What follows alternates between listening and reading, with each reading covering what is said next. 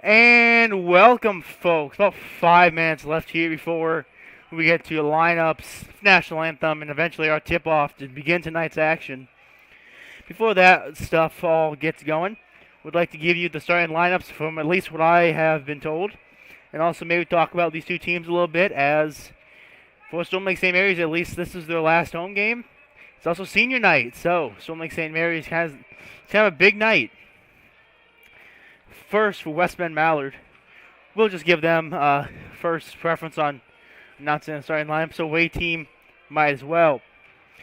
First is Hannah Staltzer. She's a sophomore. She's played in 16 games by my records, and she has started in 6 of them. So Hannah Staltzer starting tonight. She started in 6 out of the 16 games she's played. Haley Staltzer. I believe that's going to be Hannah's twin sister, if I am reading this roster correctly. Haley, she's played in all 19 games thus far this season. She started in 18 of them. Abby Schmidt, she, much like Haley Staltzer, 19 games played, 18 games started. Next is Shaylee Wise. Shaylee Wise has played in all 19 games. She started in 17 of them. And last is Claire Gerber. Claire Gerber, she's only played in 4 games and started 2 of them. She'll make her third start tonight. Something I would like to note with West Bend-Mallard, just looking at this roster, everyone on this roster has started at least 1 game. So West Bend-Mallard obviously very open to giving whoever, whoever earns the opportunities, open to giving them those opportunities. And next was Storm Lake St. Mary's. Pretty normal starting lineup if you have been keeping up with us this season. First is Bianca Lemoynes. She's played in 11 games by my record, starting all 11 of them. I would like to note Storm Lake St. Mary's, for some reason on Varsity Bound when I'm getting these stats, their stats are not always updated as soon as they need to be. So when I'm looking at Storm Lake St. Mary's roster, it only says Bianca Lemoynes played in 11 games. I don't believe that to be true. I do believe Bianca Lemoynes has played in all 17 games, but for whatever reason, Varsity Bound just has not gotten those stats updated. Neely Bacon, she's played in all the games. She started in all the games she's played. Next is Natalie Green. I believe she has played in all 17 games, has started at least 16 of them. Sydney Hurd, very usual face of that starting lineup. She has only missed 2 starts this season, one kind of earlier in the season, and one last week. You did see that broadcast last week with Sydney Hurd. She's feeling a little bit under the weather. Was not in the starting lineup, but did play for most of the game.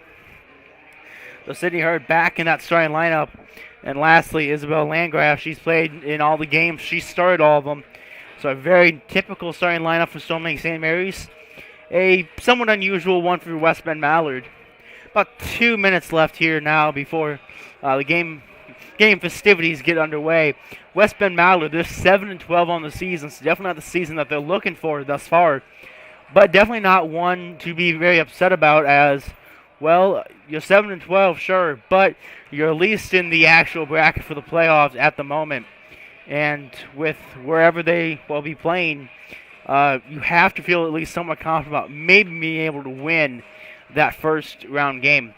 For Storm Lake St. Mary's, they're 3-14. Their last win came on Saturday against Whiting. Storm Lake St. Mary's, you can't really be too disappointed, as you did get a very big win against Whiting just a few days ago, but certainly not where they want to be, as 3-14 it's quite the downgrade from a 22-2 season last season. So Storm Lake St. Mary's, they are going to be deep in the bracket. West Bend-Mallard will be kind of middle of the bracket, but both teams' chances of going to state are not too high, I don't believe. For Storm Lake St. Mary's, Storm Lake St. Mary's kind of been a little bit of a tough season. They lost 2 really good seniors due to graduation, and obviously Sydney Hurd, Natalie Green, Bianca Lemoynes, doing everything they can. You got freshman Neely Bacon, she's been helping out, but most nights it just has not gone quite the way that it needs to. About 30 seconds now left before the game festivities start. We'll take just a short commercial break. Come back for your official starting lineups read by read by Storm Lake St. Mary's, and of course the national anthem before we get this game action underway. So take a short commercial break, come back for the official lineups here on Fuller Digital Solutions. Did you know it's easier than ever to find the live stream for your team now at fullerdigital.net? No more searching, one place for all your live streams. fullerdigital.net. Home and away, if we're covering your team, the live stream videos are at fullerdigital.net. Just click on your school and you'll find the stream. Thank you for viewing the FDS live streams, and thank you for sharing it with your friends and family so they can find the games too. fullerdigital.net. And welcome back. Official lineups going on right now. Number 4, Abby Schmidt. Number 22, Shady Wise. And number 33, Claire Gerber. So it appears that my starting lineups that I was given just a few moments ago did prove to be correct for West Bend-Mallard. And now let's listen to the Storm Lake St. Mary's lineups here. Starting for the Panthers tonight, number 30, Isabel Landgraf.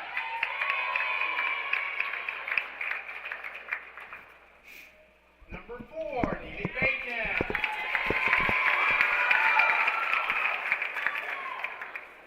Number 2, senior Bianca Lamones.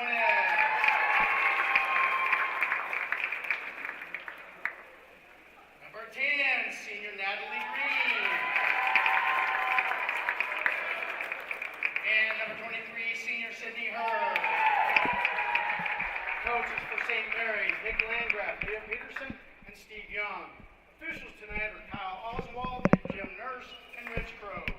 Please stand and remove your ball caps for the playing of the national anthem by John Chang on the cello.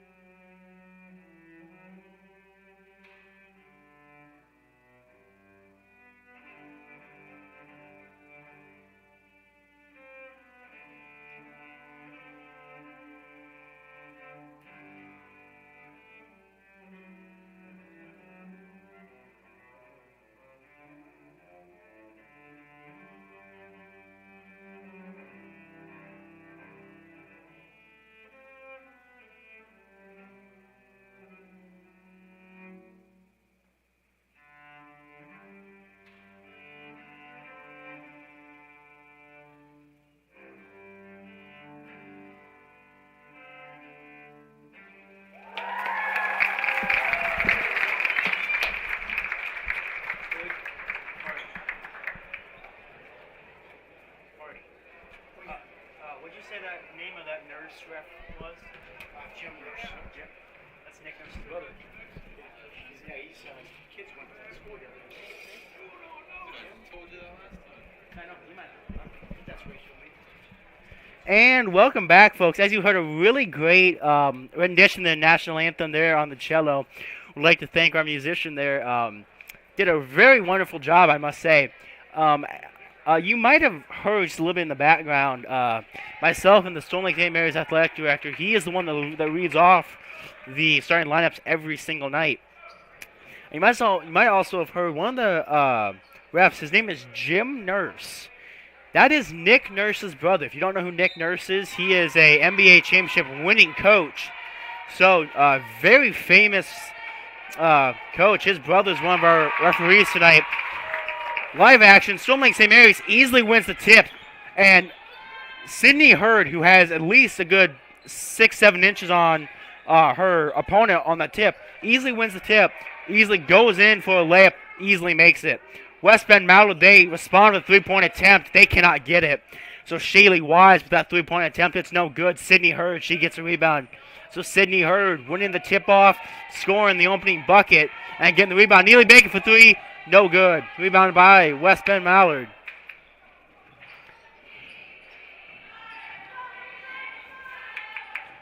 Well, folks, just join us. You haven't really missed much. 7:10 left here in the first quarter. West Bend-Mallard, they get their first points. A few of you might be just a few moments behind when you want to get on, how to get something to drink, something to eat, sit down, watch this game on your TV, tablet, computer, whatever. So we thank you for joining this broadcast, and it's the minute 4 in. It's a jump ball. That's West Bend-Mallard ball. So West Bend-Mallard, they're going to be bringing it back up. West Bend-Mallard passing around, just looking for that open shot. They make it was a good pass, just a little bit too high. I believe that was Shaylee Wise trying to get to Claire Gerber. Pass just a little bit too high. Otherwise, it was on point. So very good pass. Just like I said, just a little bit too high. So like St. Mary's, they're wasting no time bringing that ball up. Bianca Lemoyne has for two. She gets it. So like St. Mary's, they're up 4-2. Ladies and gentlemen, I have a feeling this is going to be a great game already. Shaylee Wise for three. That one's no good. Storm Lake St. Mary's, they get the rebound. A little bit of some struggle, but it is picked up eventually by Neely Bacon. Sydney Hurd's going to drive in. She passes it off. Neely Bacon for three. 3 shots, no good. Rebounded by... Looks like it was just going off the hands of some players. Ref says it's going to be Storm Lake St. Mary's ball, so Storm Lake St. Mary's, they get the ball back on their own half of the court. Natalie Green, she looks around. Was wide open from three-point range. Just might not be comfortable, which three-point shots, they can be difficult. So Natalie Green might not quite been comfortable. Doesn't take that open three-point jump shot. Tries to drive it in. Can't quite make the basket. Eventually just goes out of bounds. That'll be West Bend-Mallard ball.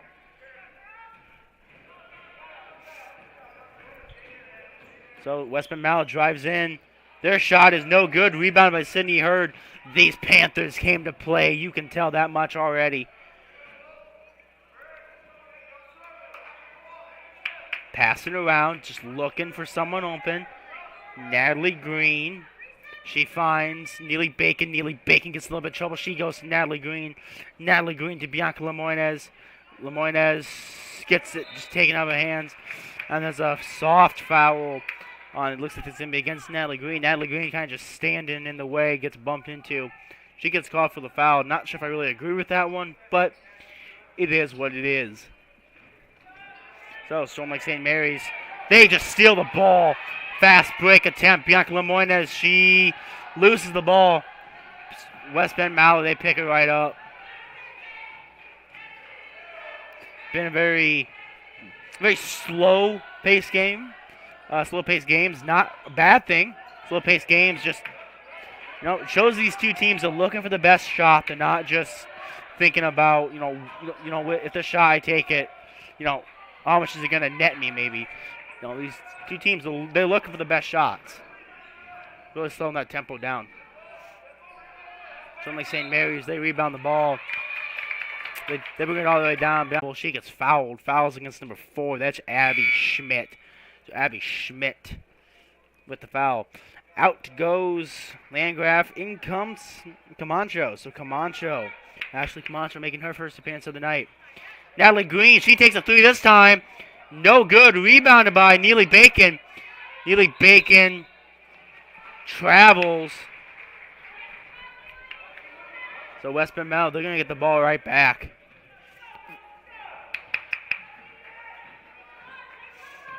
So like St. Mary's, they're playing some tough defense. These two teams, they're slowing down the tempo, and by themselves, just looking for the best shot. That's only St. Mary's defense. It's slowing down the tempo even more. A little bit of a tie-up on that end. Looks like Sydney Hurd had it slapped out of her hands, goes out of bounds. Ref says it's going to be West Bend-Mallard ball. So West Bend-Mallard, they get the ball right back. The inbounds, it goes to Haley Stalcher. Stalcher for 2, it's good. And we are all tied up at 4 apiece. So 4 apiece with 4:07 and counting down left here in the first quarter. Bad pass by Neely Bacon. That pass by Neely Bacon leads to a West Bend-Mallard steal, and West Bend-Mallard, they call it timeout. It's a 30-second timeout, so we'll take a short commercial break and be back here on Full Digital Solutions.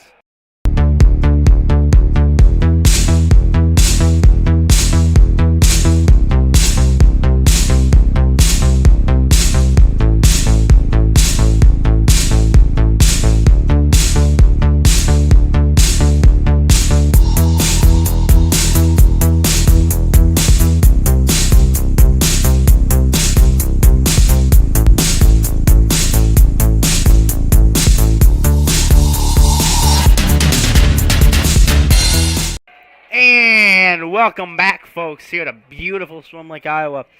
Just join us. You've missed half of the first quarter. 4:01 left here in the first quarter. Everyone is tied up, 4 apiece. Don't know if I mentioned earlier, but tonight is the last home game for Storm Lake St. Mary's. So tonight is senior night. So the seniors looking to close out their home careers with a big win. Storm Lake St. Mary's, Sydney Hurd, she tips it. They get the steal.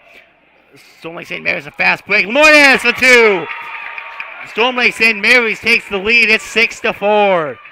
Bianca Lemoynes, she has 4. Sydney Hurd, she's got the other 2. So Storm Lake St. Mary's in the lead thus far. West Bend-Mallard tries to answer. They can't do it. And a foul. We'll see the foul's on. Refs say the ball is going to belong to West Bend-Mallard. The foul is against Neely Bacon. That's Bacon's first. In comes Landgraf. Out goes Bacon. So Neely Bacon out for Isabel Landgraf.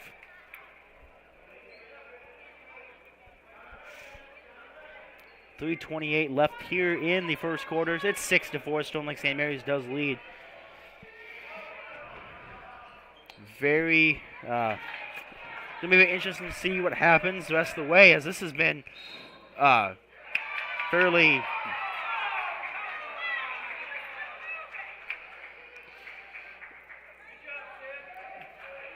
this game has been very very relaxed. These teams aren't really pushing for it.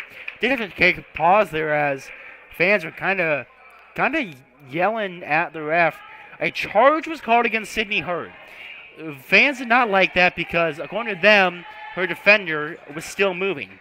Well, folks, this is actually a very interesting rule. The charge rule is essentially if an offensive player creates contact with a defensive player, a legal defensive player, I might add.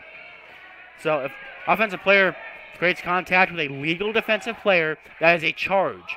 The defensive player does not have to be set. So those fans yelling that the defender was still moving, it doesn't matter. Sydney Hurd, she created contact. She gets called for the charge rightfully. That's Hurd's first. So West Bend-Mallard, they're just passing it around. Sydney Hurd, she steals it. Looks like West Bend-Mallard's going to be looking for some substitutions next dead ball, at least one. Same with Storm Lake St. Mary's. So both teams, they're looking to make changes next dead ball.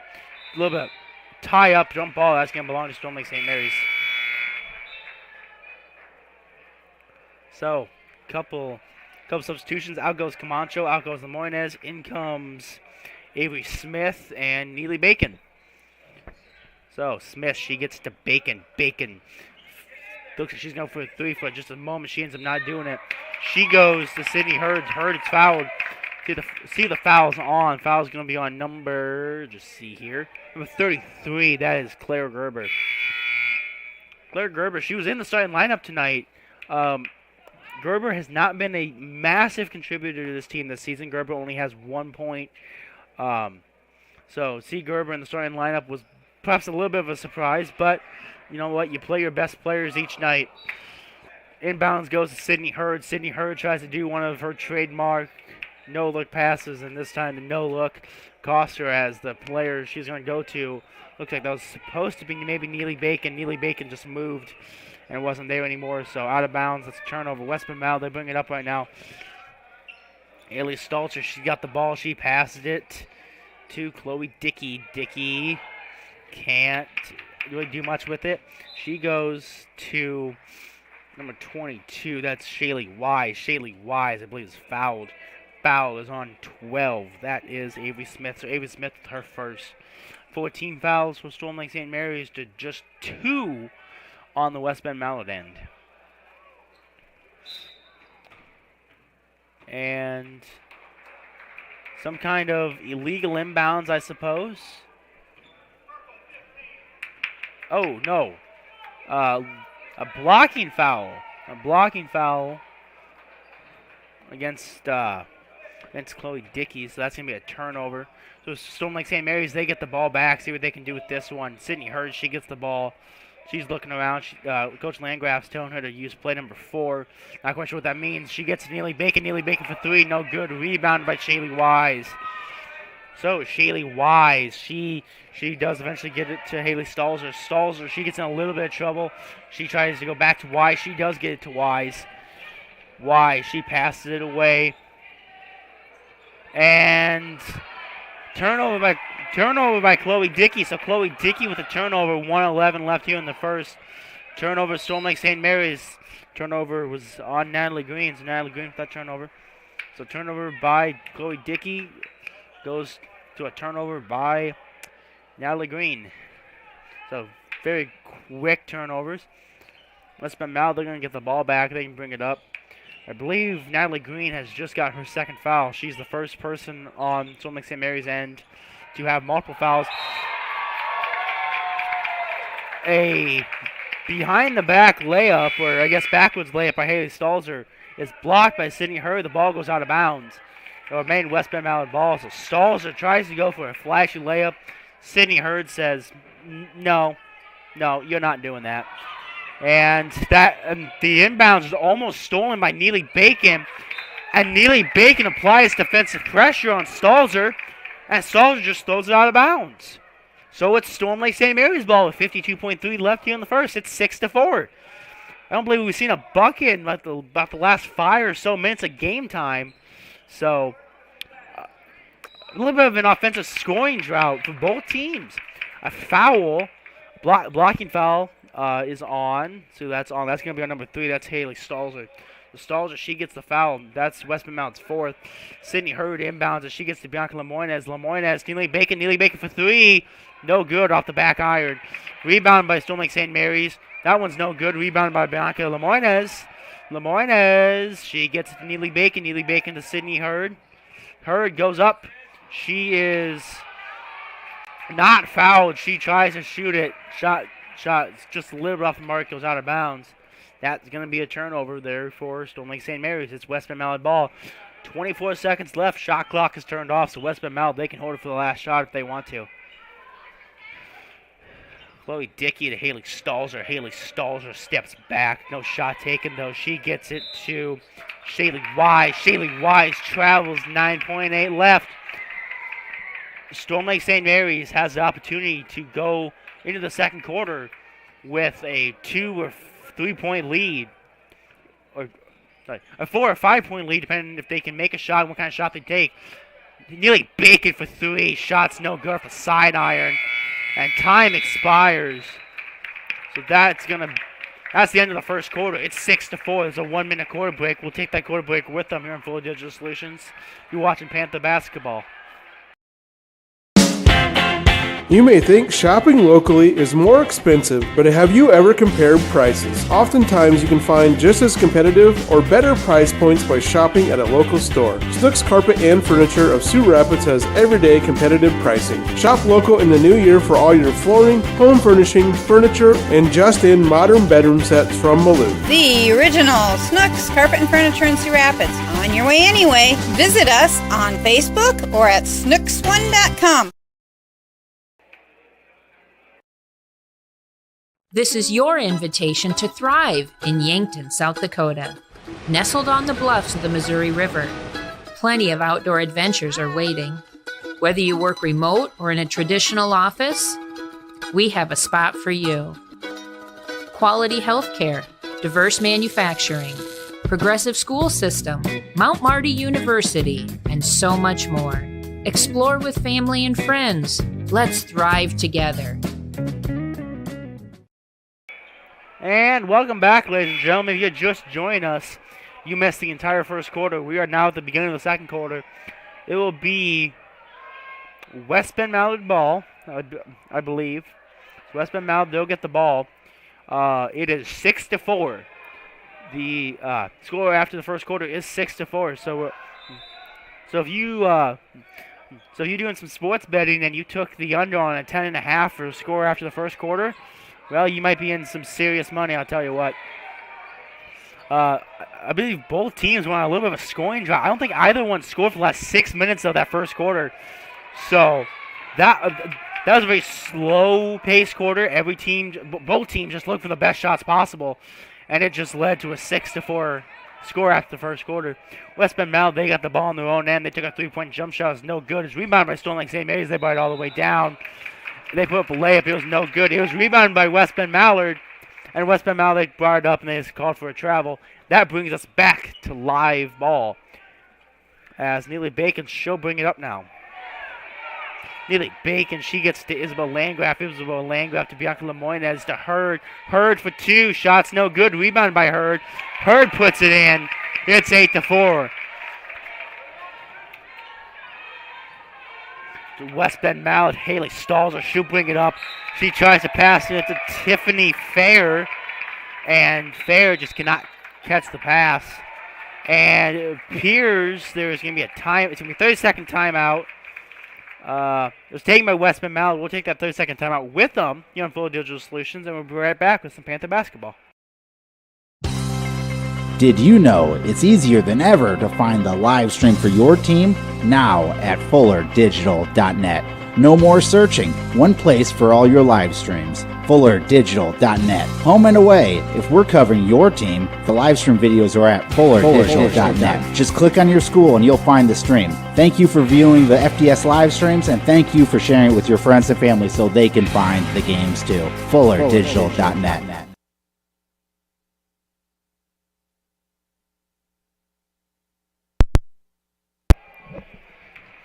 And welcome back, folks. We appreciate you coming back after that 30-second timeout and 30-second commercial break. 6:58 left here in the second quarter. Score is 8-4. Just joined us. It's been a very low-scoring affair, as both teams have now combined for 14 points. As Sydney Hurd, she puts up another basket. It's 10-4. So Storm Lake St. Mary's getting off to a little bit of an early lead. A 3-point jump shot by West Bend-Mallard. That was taken by Riley Furk. 3-point jump shot, just no good. And it is, I believe, I want to say it was rebounded by Sydney Hurd. I was looking in that direction, saw a whole bunch of white and purple jerseys. So I believe it was rebounded by Sydney Hurd, and I believe Hurd was fouled. Well, it was a foul, and I believe it was on Sydney Hurd. So fouls against Haley Stalzer. Not Haley, Hannah Stalzer, so Haley's twin sister. Foul now. Another foul on the West Bend-Mallard Wolverines. And that foul is on number 33. That is Claire Gerber. So that's Gerber's second foul. Storm Lake St. Mary's, they get to Sydney Hurd on the inbounds. Hurd misses it. She gets her own rebound. She puts another one up. It's 12-4. So the Panthers in the first about minute and 40 seconds have scored 6 points here in the second quarter, and they scored 6 the entirety of the first quarter. So Storm Lake St. Mary's, they're picking up the pace. Travel by West Bend-Mallard. Travel is going to be going against Abby Schmidt. So Schmidt, she gets that travel. That's going to be a turnover. Storm Lake St. Mary's. There we go. Storm Lake St. Mary's, they now have the opportunity to increase this 8-point lead even more. Sydney Hurd and Bianca Lemoyne is back to Hurd. Out to the 3-point line. I believe that shot was taken by Natalie Green. Shot was no good. It was rebounded by Neely Bacon. Neely Bacon put it up. Her shot was no good. It was rebounded by Sydney Hurd. I hope it passes. They find Landgraf. Shot was no good, but it's rebounded by Bianca Lemoyne, and she puts it up. So that wasn't the second chance points. That was about fifth chance points, but some amazing offensive rebounds by Storm Lake St. Mary's. Gives them those 5 chances to score, and they eventually do. So it's not going to look great in the box score for shots made out of shots taken, but that is some offensive hustle right there, what Storm Lake St. Mary's just did. Storm Lake St. Mary's, fast forwarding a little bit, They steal it. They miss a shot. It's now West Bend-Mallard ball. And now coming back to live ball, West Bend-Mallard is fouled. We'll see the fouls against. Fouls against Landgraf, so that's Landgraf's first.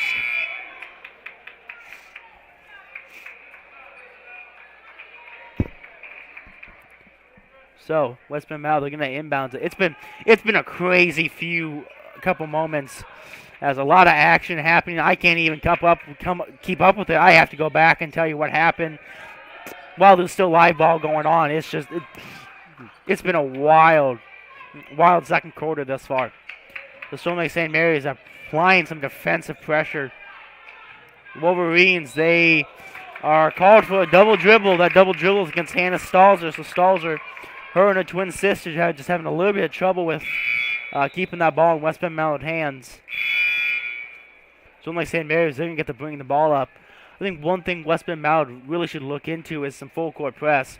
Storm Lake St. Mary's has not performed well when they've been full court pressed, and if you're West Bend-Mallard, you're just looking for something to help cut this 10-point deficit, even just a little bit. Storm Lake St. Mary's, good offensive possession. Bianca Lemoynes, she just travels. Not really sure if I agree with the travel, but it is what it is. Coach Landgraf, he decides he needs about 30 seconds to talk it out. So we'll take that 30-second timeout with him. You're watching Panther Basketball here at Full Digital Solutions.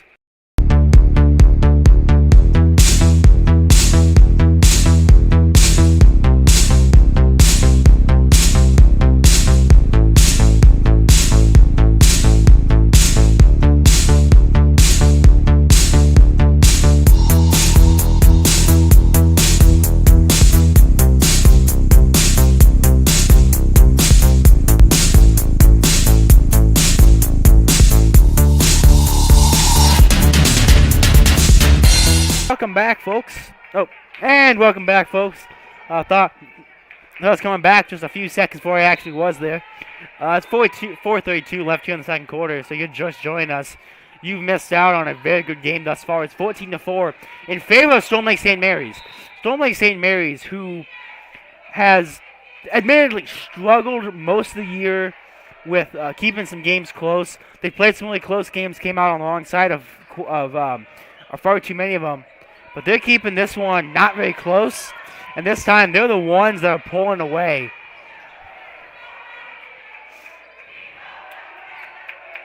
Oh, stole it. So West Bend-Mallard. West Bend-Mallard they look in trouble. West Bend-Mallard knows they're not playing to their full potential. They haven't scored in about 10 minutes. So a long scoring drought. And it's just been pretty much error after error on the part of West Bend-Mallard that has led to them just not quite having the performance that they need.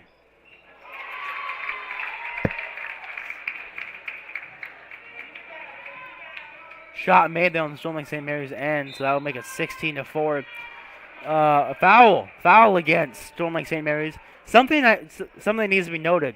There's 17 fouls now for Storm Lake St. Mary's and 6 against West Bend-Mallard.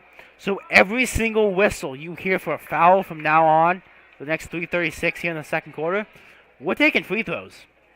At the line, it's Gerb. No, that's not Gerber. That is Addie Montag. Montag is 3 for 10 on the season from the free throw line. She's now 4 for 11. Rebound by West Bend-Mallard. They eventually find a three-point jump shot they like. And that three-point jump shot's no good. Rebound by Sydney Hurd. Sydney Hurd, she just throws it up to Laura Pascal Alfaro. Pascal Alfaro winning number 20 tonight. I could have swore in the past she had been, I believe, number 14. So a jersey change there for Laura Pascal Alfaro.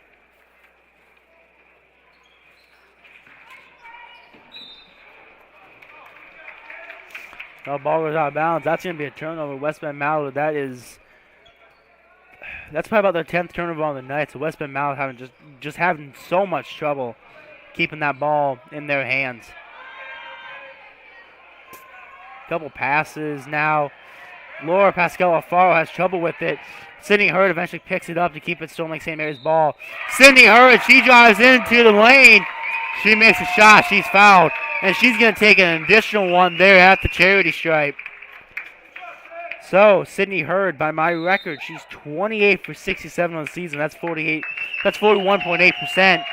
And before she can even take a free throw, there's a timeout call. It's a full timeout. So we'll take that minute break with them here on Full Digital Solutions.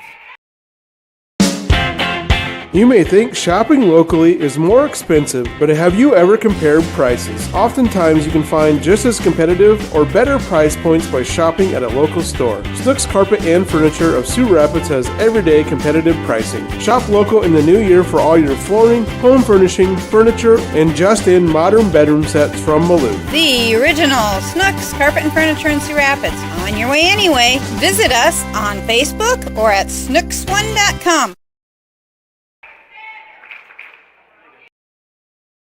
This is your invitation to thrive in Yankton, South Dakota. Nestled on the bluffs of the Missouri River, plenty of outdoor adventures are waiting. Whether you work remote or in a traditional office, we have a spot for you. Quality healthcare, diverse manufacturing, progressive school system, Mount Marty University, and so much more. Explore with family and friends. Let's thrive together. And welcome back, folks, here to Storm Lake, Iowa. Just join us. 3:06 left here in the second quarter. Sydney Hurd, she's put up 10 points tonight. She was just fouled, so she'll go to the line for an additional one. But my record, she's 41.8% from the free throw line. I said in the pregame, Storm Lake St. Mary's and Varsity bound. For whatever reason, the stats have just not been updating as they should. So Storm Lake St. Mary's stats are oddly off. So you hear me quoting a lot of the same stats on Varsity Bound. It's just because the stats just have not been updated. Now whether that's a Varsity Bound issue or not quite sure. But I'm sure Sydney Hurd's free throw percentage is up more than 41.8%. She has made a lot of free throws here on the Full Digital Solutions broadcast in the last couple weeks. So. West Bend-Mallard, they were fouled there. They ended up taking 2 free throws because number 5, that's Tiffany Fair. She ended up making the first one on the 1-and-1. So she got to take a second. She missed that second one. It's 18-5. West Bend-Mallard has scored for the first time since about the 6-minute mark there in the first quarter. Storm Lake St. Mary's, they play some amazing defense. It leads to a turnover, and Laura Pascal Alfaro, she just brings that ball down court and tries to go for a pass. The pass is just tipped out of bounds. It remains Storm Lake St. Mary's ball. Storm Lake St. Mary's having a little bit of trouble. They got to get the ball out. They do, thankfully. Bianca Lemoyne, she gets to Sydney Hurd. Hurd goes right back to Lemoyne. Lemoyne finds Neely Bacon. Neely Bacon for 3, no good. Rebound by West Bend-Mallard. The rebound was by number 32. That's Addie Montag. So Montag, she got the rebound there. West Bend-Mallard, they take a 3. That is Haley Stalzer. Stalzer misses the 3-point jump shot. It's rebounded by Storm Lake St. Mary's. And a bad pass by Storm Lake St. Mary's leads to a turnover. 2:17 left here in the second quarter. West Bend-Mallard, they got the ball once more.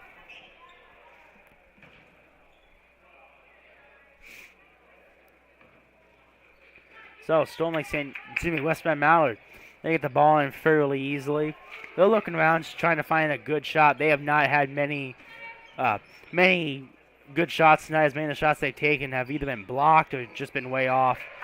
And a pass is intercepted by Sydney Hurd. Sydney Hurd, she'll bring the ball up for Storm Lake St. Mary's. Looking down at the sideline, Storm Lake St. Mary's. They got Landgraf, Maddie Florentino, and it looks like maybe Ashley Camacho coming in next dead ball.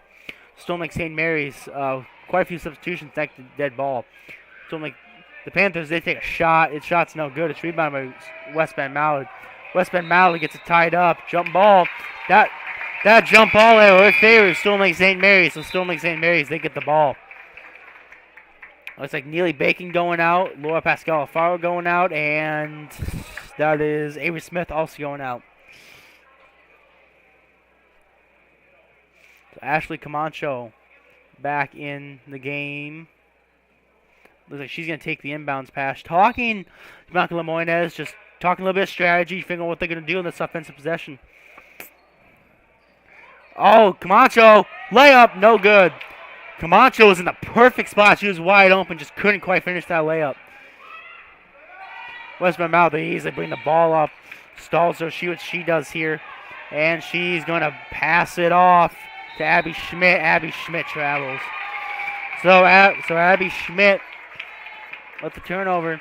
Storm Lake St. Mary's, yet another pretty much gifted possession, really. Storm Lake St. Mary's, they're going to easily bring the ball up. It looks like I said, West Bend-Mallard, they might want to look into a full-court press. Storm Lake St. Mary's had a lot of trouble with the full-court presses this season. Shot by Florentino, it was no good. It was rebounded by Hurd. Hurd puts up a shot of her own. It's no good. That time it's rebounded by West Bend-Mallard. 1 minute to go here in the half. Almost a turnover by West Bend-Mallard. Trap. Oh, man, Sydney Hurd, she was getting in between West Bend-Mallard and the half-court line. So Sydney Hurd applying a lot of defensive pressure there. Layup by Addie Montague. That is the first field goal for West Bend-Mallard since the 6-minute mark in the first. Quite a long scoring drought there for West Bend-Mallard. It's 18-7. Quite a few substitutions for West Bend-Mallard. 33.2 seconds left here in the half. Shot clock is turned off, so West Bend-Mallard, they can hold it for the last shot if they want. West Bend-Mallard just passing around. They know they can hold for the last shot if they want to. Just looking for a good shot. They need to find a shot they like. That was taken by Shaylee Wise. Shaylee Wise. Shot was just no good.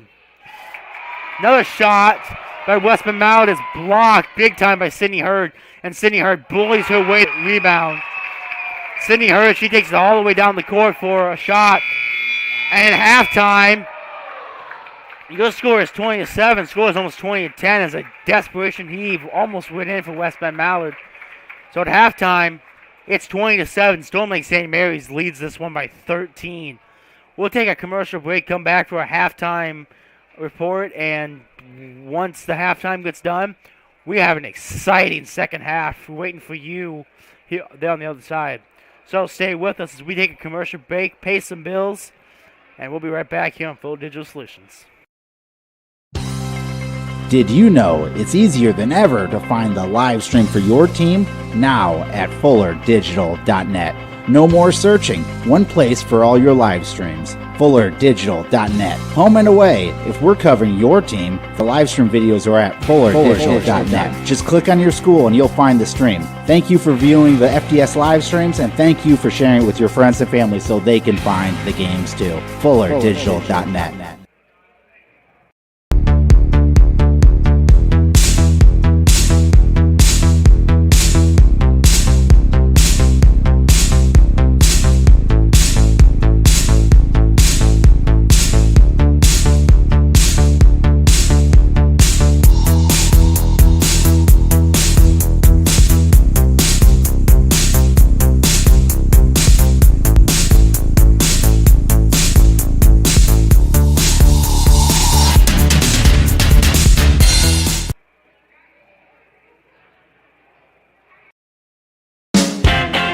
You may think shopping locally is more expensive, but have you ever compared prices? Oftentimes you can find just as competitive or better price points by shopping at a local store. Snooks Carpet and Furniture of Sioux Rapids has everyday competitive pricing. Shop local in the new year for all your flooring, home furnishing, furniture, and just-in modern bedroom sets from Malou. The original Snooks Carpet and Furniture in Sioux Rapids. On your way anyway. Visit us on Facebook or at snooks1.com.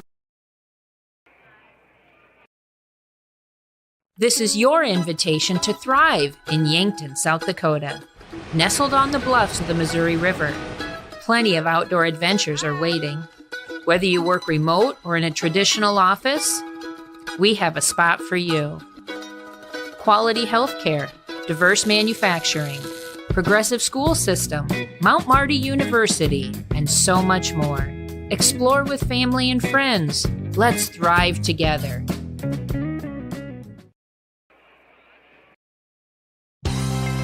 Did you know it's easier than ever to find the live stream for your team now at FullerDigital.net. No more searching, one place for all your live streams. FullerDigital.net. Home and away. If we're covering your team, the live stream videos are at FullerDigital.net. Just click on your school and you'll find the stream. Thank you for viewing the FDS live streams, and thank you for sharing it with your friends and family so they can find the games too. FullerDigital.net.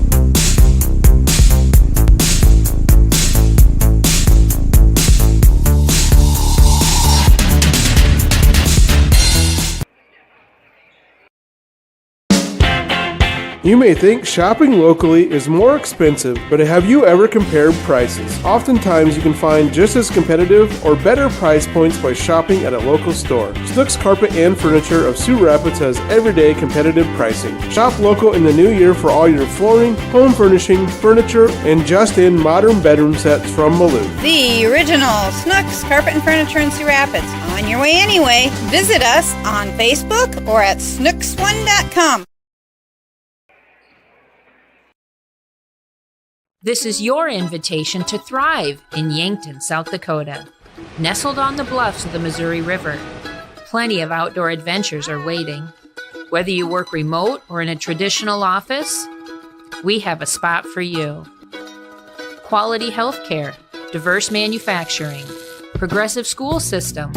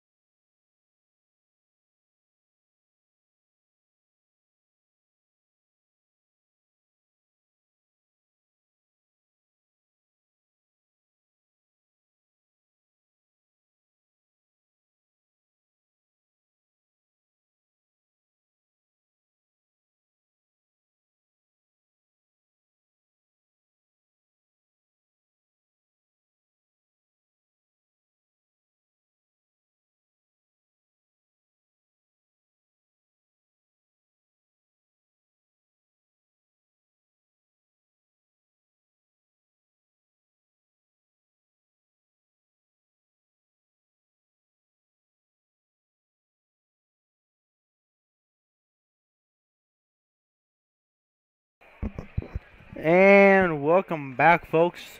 4:20-ish left here in the halftime. Just joined us. You missed a really good first half. Stone Lake St. Mary's leads 20-7. Now, between the ending of the first half and us coming back here now just a few moments ago, was looking at West Bend-Mallard, seeing who their wins were against, and ultimately just seeing if maybe this would be classified as maybe an upset should Stone Lake St. Mary's hold on. And looking at it, I found out West Bend-Mallard beat Stone Lake St. Mary's earlier in the season 67-12. So Stone Lake St. Mary's can hang on. This would be considered, at least in my eyes, somewhat of an upset, as Stone Lake St. Mary's has completely flipped the script from that first game that these two have played this season. At halftime, like I said, score is 20-7. If you're Stone Lake St. Mary's, your objective, hang on. You play like you did in that first half, West Bend-Mallard is not going to catch you. For West Bend-Mallard, you play like you did in the first half, and you're not going to get this win. So West Bend-Mallard, they got to step it up here in the second half. For Stone Lake St. Mary's, just hang on. That's all St. Mary's really needs to do. You play good defense, and this game is going to be yours. Well, at halftime, Watson shoot-arounds. While shoot-arounds and warm-ups get going on, do a few halftime sponsors. We would always like to thank them. They make these broadcasts possible. First off is Buena Vista Regional Medical Center. That big logo you see on your screen, that's Buena Vista Regional Medical Center. They make this stream possible. They make this broadcast possible. Without them, well, you probably wouldn't be watching this game right now. And if you were, you'd be in person. And everyone knows going to a game, not as much fun as getting to sit in your living room with your favorite beverage, a nice snack, and getting to watch on your big, gigantic TV. Also, United Bank of Iowa, they make that scoreboard you see on your screen possible. Without United Bank of Iowa, we wouldn't have a scoreboard. You wouldn't know the score, and that it would be no good. So.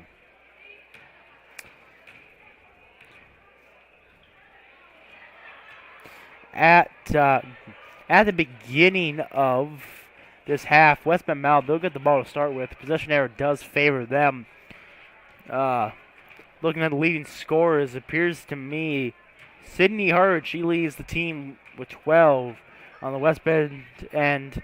Haley Stoltzer, she has 4 points. So, to have your leading scorer for Storm Lake St. Mary's have 12 versus the leading scorer for West Bend only have 4, and it's going to be 20-7. I would say this game has been very contingent on Sydney Hurd using her height advantages and using her ability to make those shots in the key in the lane to be very, very valuable. Very valuable.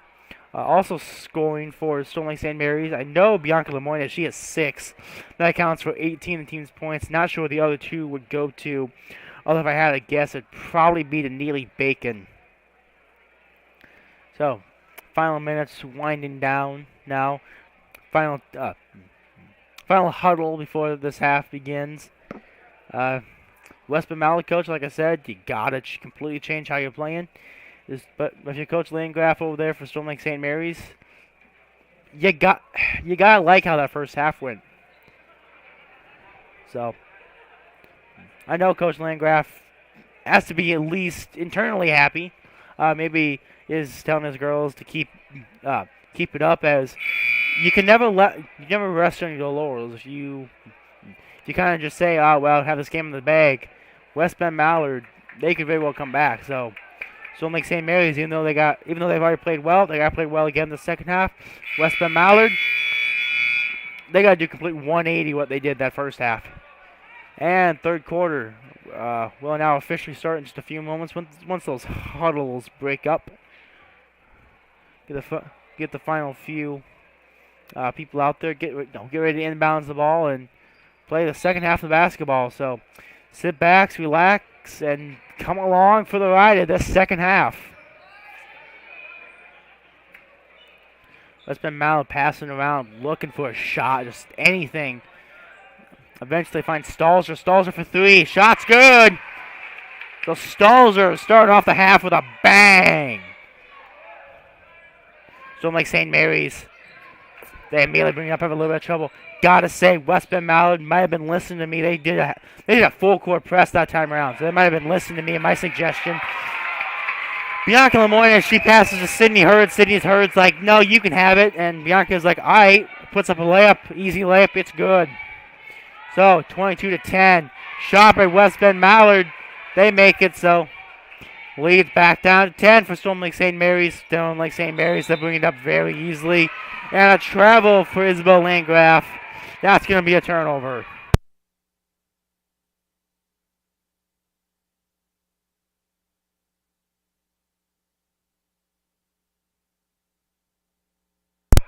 West Bend-Mallard, they bring it up now fairly easily, just looking for anything. You got to feel confident. You scored 5 points in the first 30 seconds of the half. You scored 7 the entirety of the first half. That's a huge boost to confidence. Shot by West Bend-Mallard, it's just no good. Sydney Hurd, she easily rebounds it. Bad pass by Natalie Green leads to a turnover.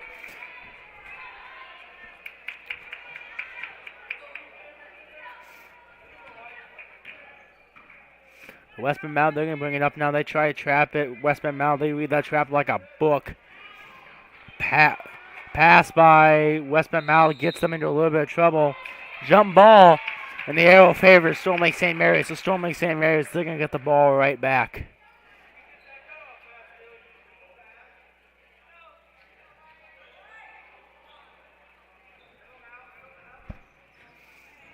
So West Bend-Mallard, they're full court pressing, and they're doing it well. Gotta say that. And that full court press leads to a turnover and leads to a bucket for West Bend-Mallard. Coach Landgraf says, no, we got to talk this over. He wants a full minute to talk it over, so we'll take that minute timeout with him. You're watching Panther Basketball here on Fuller Digital Solutions. Did you know it's easier than ever to find the live stream for your team now at FullerDigital.net? No more searching. One place for all your live streams. FullerDigital.net. Home and away. If we're covering your team, the live stream videos are at FullerDigital.net. Just click on your school and you'll find the stream. Thank you for viewing the FDS live streams, and thank you for sharing it with your friends and family so they can find the games too. FullerDigital.net.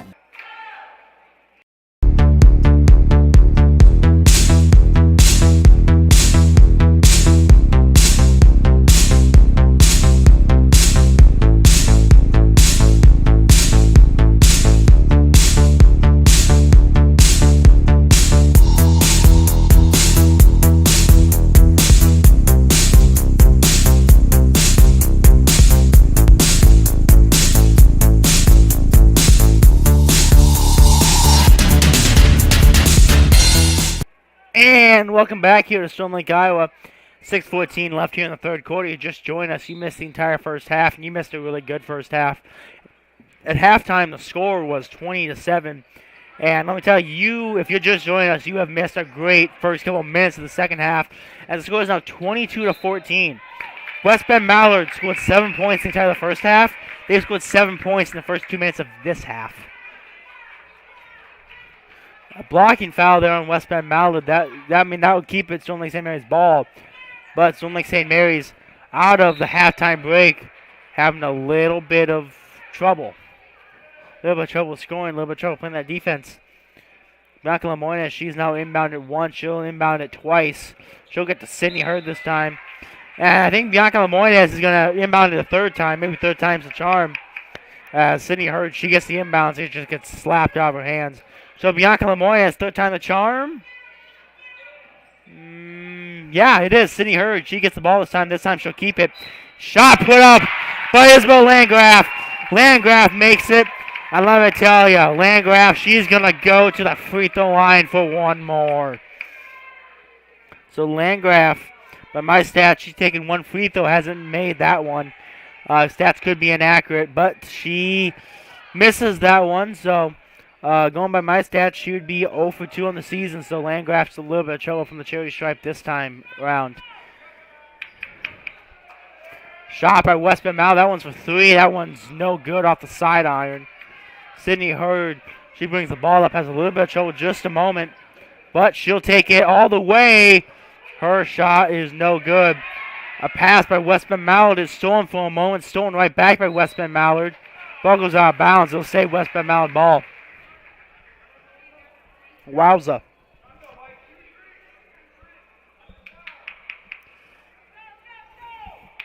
West Bend-Mallard passing around, just looking for the shot they like.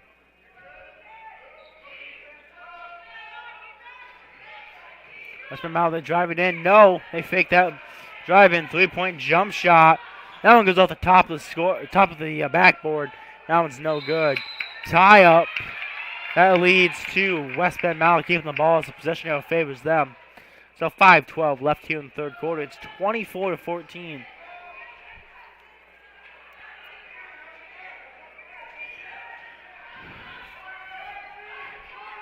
Inbounds are West Bend-Mallard. They easily get in. Stone Lake St. Mary's not. Outside, they're not doing as great defensively. But as I say that, I'm getting ready to say that, Sydney Hurd, she blocks a 3-point jump shot, and that block leads to a little bit of a scramble for the ball and a shot clock expiring. So that's a shot clock violation. And, well, Stone Lake St. Mary's didn't keep the ball. And Sydney Hurd, she falls down, loses the ball, goes out of bounds. She loses possession. And it'll be West Bend-Mallard ball once more. The West Bend-Mallard kind of just passing it around. See what they can do. Looking on the sideline. See Avery Smith. She's getting ready to come in. Next dead ball for Stone Lake St. Mary's. Travel. West Bend-Mallard. They turn it over. And like I said, Avery Smith, she's going to come in. Out goes Landgraf. Substitution. That's Haley Stalzer in for West Bend-Mallard. Did not see who went out. Looks like that was Shaylee Wise that went out. So Shaylee Wise out in favor of Stalzer. Hannah Stalzer, to say. St. Mary's looking for a shot, passing it around. Gets in the hands of Neely Bacon. Neely Bacon drives in and is fouled. Fouls on number 3. That's Haley Stalzer. So Hannah Stalzer comes in. Her twin sister, Haley Stalzer, gets the foul.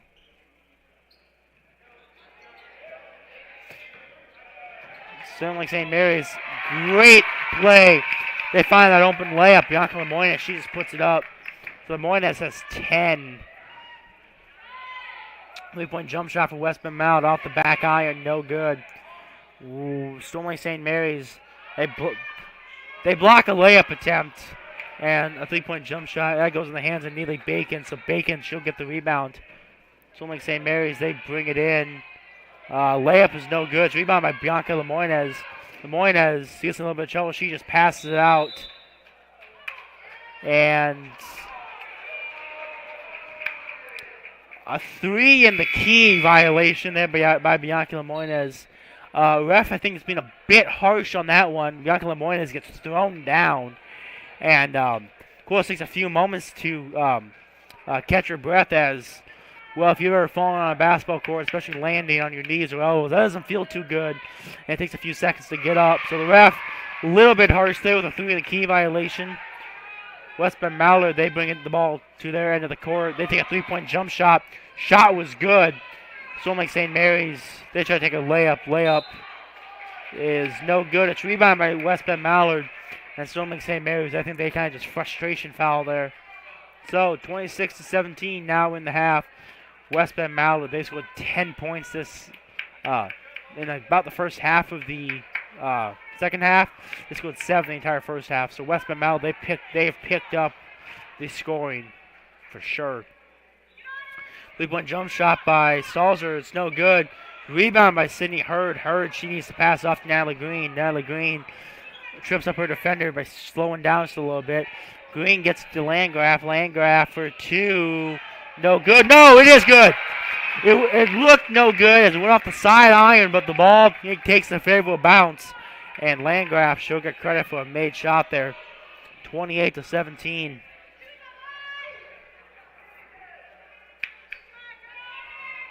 Bianca Lemoyne, she's getting ready to come back in. Next dead ball. Neely Bacon, she steals it. She puts up a layup. Layup's no good. She gets her own rebound. Rebound's stolen out of her hands. And West Bend-Mallard, they'll bring the ball back up now. Wonder what Neely Bacon would have done had she had that second chance opportunity there. 3-point jump shot by West Bend-Mallard. No go off the front eye on Neely Bacon. She gets the rebound. For Neely Bacon, she only has 2 points, but she has been a very big contributor to this team's defensive effort tonight. Sydney Hurd a little bit of trouble. She no-looks passes to Landgraf. Landgraf gets to Natalie Green. Natalie Green finds Neely Bacon. Neely Bacon for 3. Good! Neely Bacon takes a 3-point jump shot. No hesitation. She makes it. Amazing. Absolutely amazing. Maddie Florentino looks like she's coming in next dead ball looking down the sideline. West Bend-Mallard put up a layup. They're fouled. So, that is going to be Gerber. Gerber going to go to the line.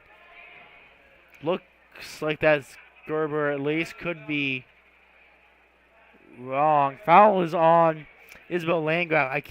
I can't see the first number on the free throw shooter's jersey. It is a 3, so it is number 33, Gerber. So Gerber, she's made 1 free throw this season, and that's all 4 points. Gerber only has 1 point this season, and it's on a free throw. She's 1 for 6 on the season, not 1 for 7. And now she's 1 for 8. So Gerber, the free throw percentage is just falling. It went from 16.7% down to 12.5% just that trip.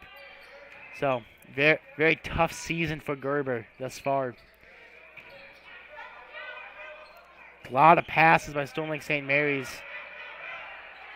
And those passes end up biting them as Bend-Mallard, they steal it for three.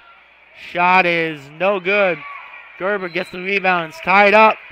And the possession arrow favors Stone Lake St. Mary's. Looks like it favors Stone Lake St. Mary's at least.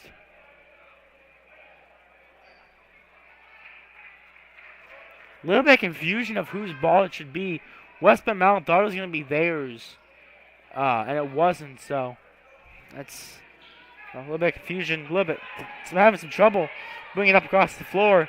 Back for Florentino, she eventually is the one that gets it across. And Bianca Lemoynes is fouled. So Lemoynes, she'll inbounds it.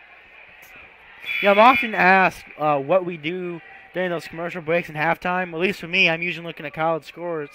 Now with March Madness, that's coming up in just a few weeks. Marquette, number 10 in the nation, the AP poll, projected to be a 2-seed in March Madness tournament. They're currently losing 65-44 to UConn. So while we have a potential upset brewing here in Stone Lake, Iowa, there is a potential minor upset brewing in the Big East with UConn possibly taking down Marquette. Anyway, back to the action at hand that's going on right in front of us, the action that you're here to see. Sydney Hurd with a great offensive effort gets the ball across the floor. And Bianca Lemoynes grabs it. She's shoved down. It's called for a travel. Don't like that call at all. I'll tell you, the one ref, the small beard, he has just been, he's been very harsh with his calls. Called Bianca Lemoynes for throwing the key when she was shoved down. Called her for a travel when she was shoved down. It's applying the rules correctly, but sometimes you got to apply the rules fairly. Three-point jump shot for West Bend-Mallard is no good. It's rebounded by Stone Lake St. Mary's. Stone Lake St. Mary's shot clock's turned off. They can take the final shot here of this quarter if they want to. Sydney Hurd, she tried to drive it in. She put up a good shot. Shot just did not quite fall.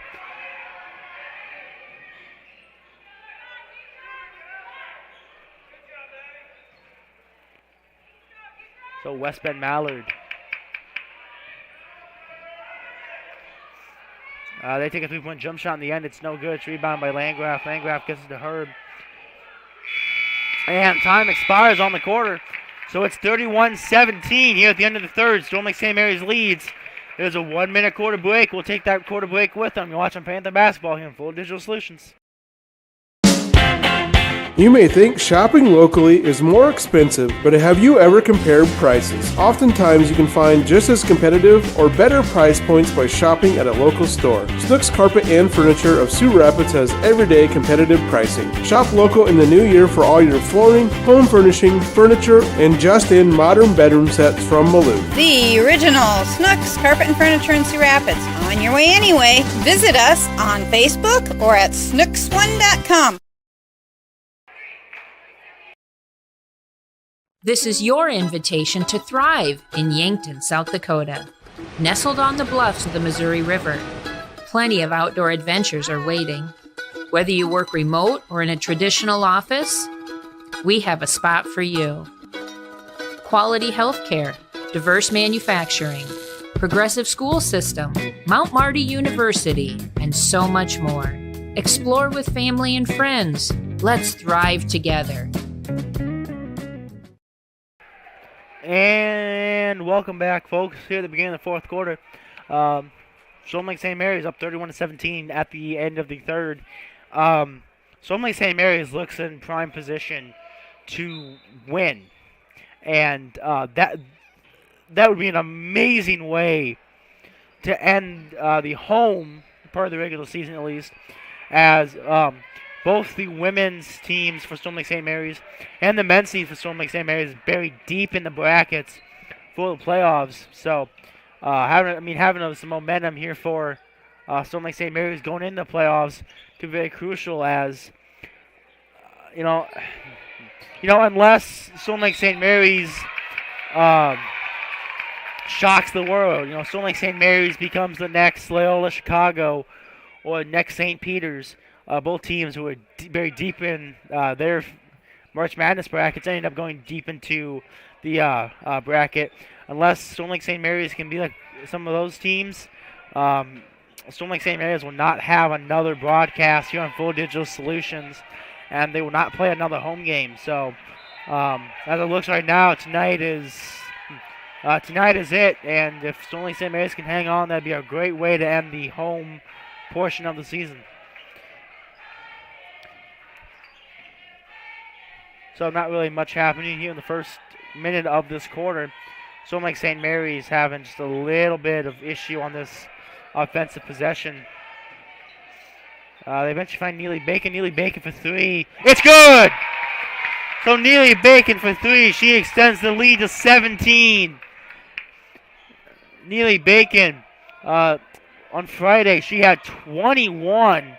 Tonight she has 8, so not as much offensive production tonight as she had just a few nights ago, but those 3-point jump shots, her 8 points total tonight, have made quite a big impact as was such a close game.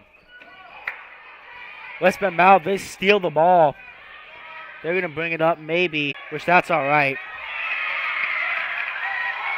Stone Lake St. Mary's, they just steal the ball right back. Bianca Lemoynes, she'll drive it in.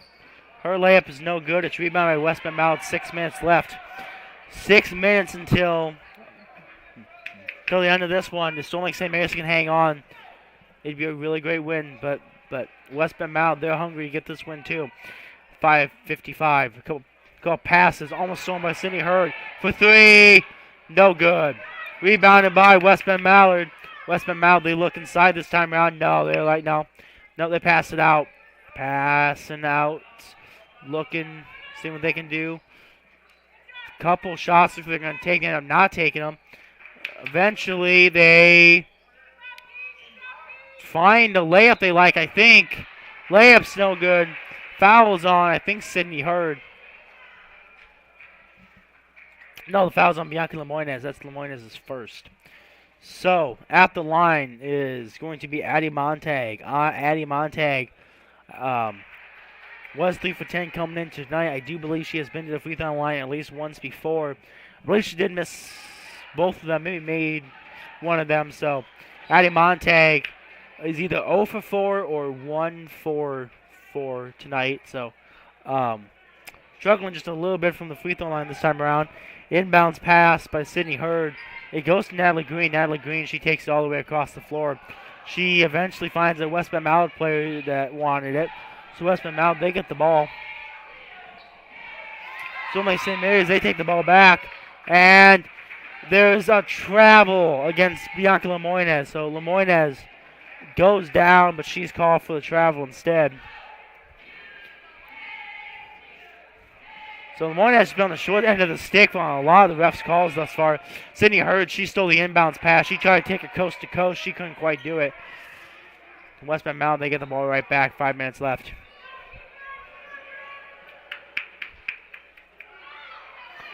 Lemoynes steals it. Instead of fast breaking, she's like, I'm going to set up this offense. And West Bend-Mallard steals it. Sydney Hurd looking for the chase down block. She cannot get it. And West Bend-Mallard, they get the layup. So deficit's now 12, 4:30 left. Stone Lake St. Mary's. Bianca Lemoynes, she puts it up, no good. Rebounded by West Bend Cross. West Bend-Mallard has numbers advantage. And West Bend-Mallard, number 5, Tiffany Fair, couldn't bring the pass under control. Fair goes straight into the stage. That couldn't have been very comfortable. This is the 30-second timeout. We'll just stay here. Stone Lake St. Mary's last few games have looked so much better. They played very, very close on Friday night. Nearly won that one. Did win their game on Saturday night. And they look poised to win And they look poised to win this one as well. So Storm Lake St. Mary's carrying just a little bit of momentum in the playoffs. As mentioned earlier, they're kind of very deep in that bracket. Not really be playing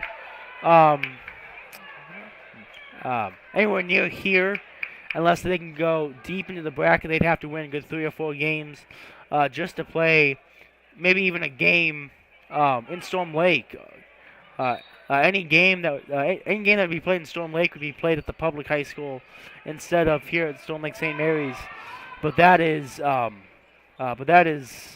very far, very wishful thinking. As Storm Lake St. Mary's, like I said, would need to win 3 or 4 consecutive games against some really tough opponents, which is hard to do for any team. But for a team that has struggled as much as Storm Lake St. Mary's has this season, might not go as smoothly as it might for some teams that have had a lot more luck this season. So an inbounds pass, that's stolen by West Bend-Mallard.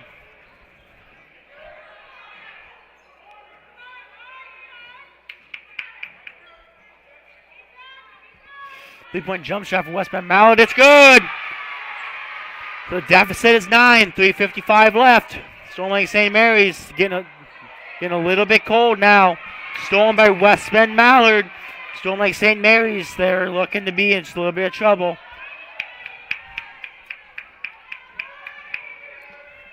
Like I said earlier in the broadcast, a win for Storm Lake St. Mary's would arguably be an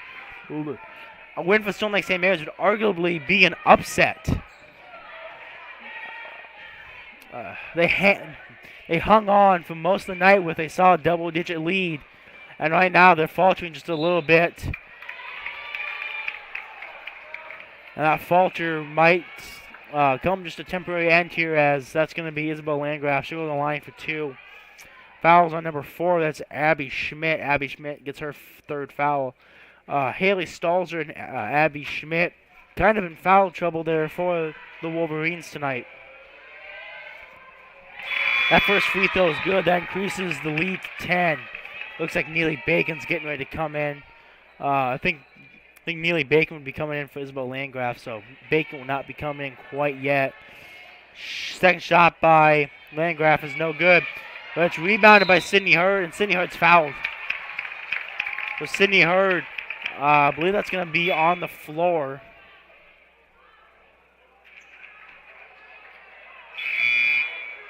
Yes, that will be on the floor. So it's just going to be an inbounds here for Storm Lake St. Mary's. 3:14 left, 31 seconds on the shot clock. Neely Bacon comes in. She gets the inbound. She gives it to Sydney Hurd. Hurd gives it right back to her. And Bacon passes it to one of the West Bend-Mallard Wolverines. Sydney Hurd smothers the Wolverines player. That was Haley Stalzer. So Hurd smothers Haley Stalzer. Leads to some offensive miscues. And leads to a West Bend-Mallard turnover. Storm Lake St. Mary's get the ball back. 2:57 left here in the 4th quarter.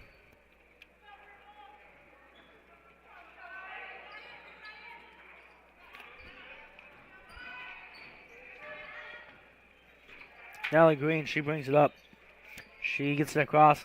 She finds Sydney Hurd. Sydney Hurd gets it to Avery Smith. Avery Smith can't make it. Ball goes out of bounds. It's going to be a West Bend-Mallard ball. 2:42 left.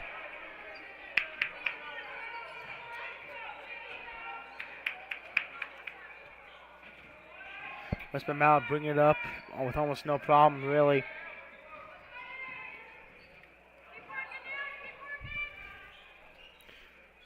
Sydney Hurd nearly steals it there for a moment. She cannot complete the steal.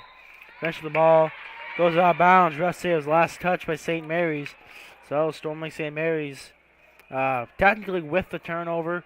Not really a turnover, as they never really had possession to begin with.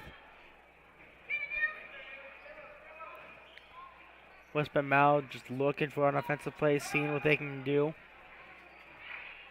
They take a 3-point jump shot. 3-point jump shot's no good. Rebound by Neely Bacon. Neely Bacon gets tied up for a moment. No jump ball called.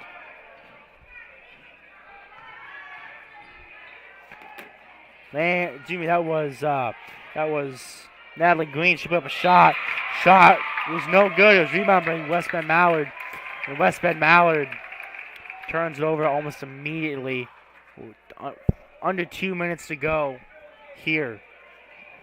It's 35-25 in favor of Storm Lake St. Mary's. Inbounds goes to Sydney Hurd. Hurd can't get it.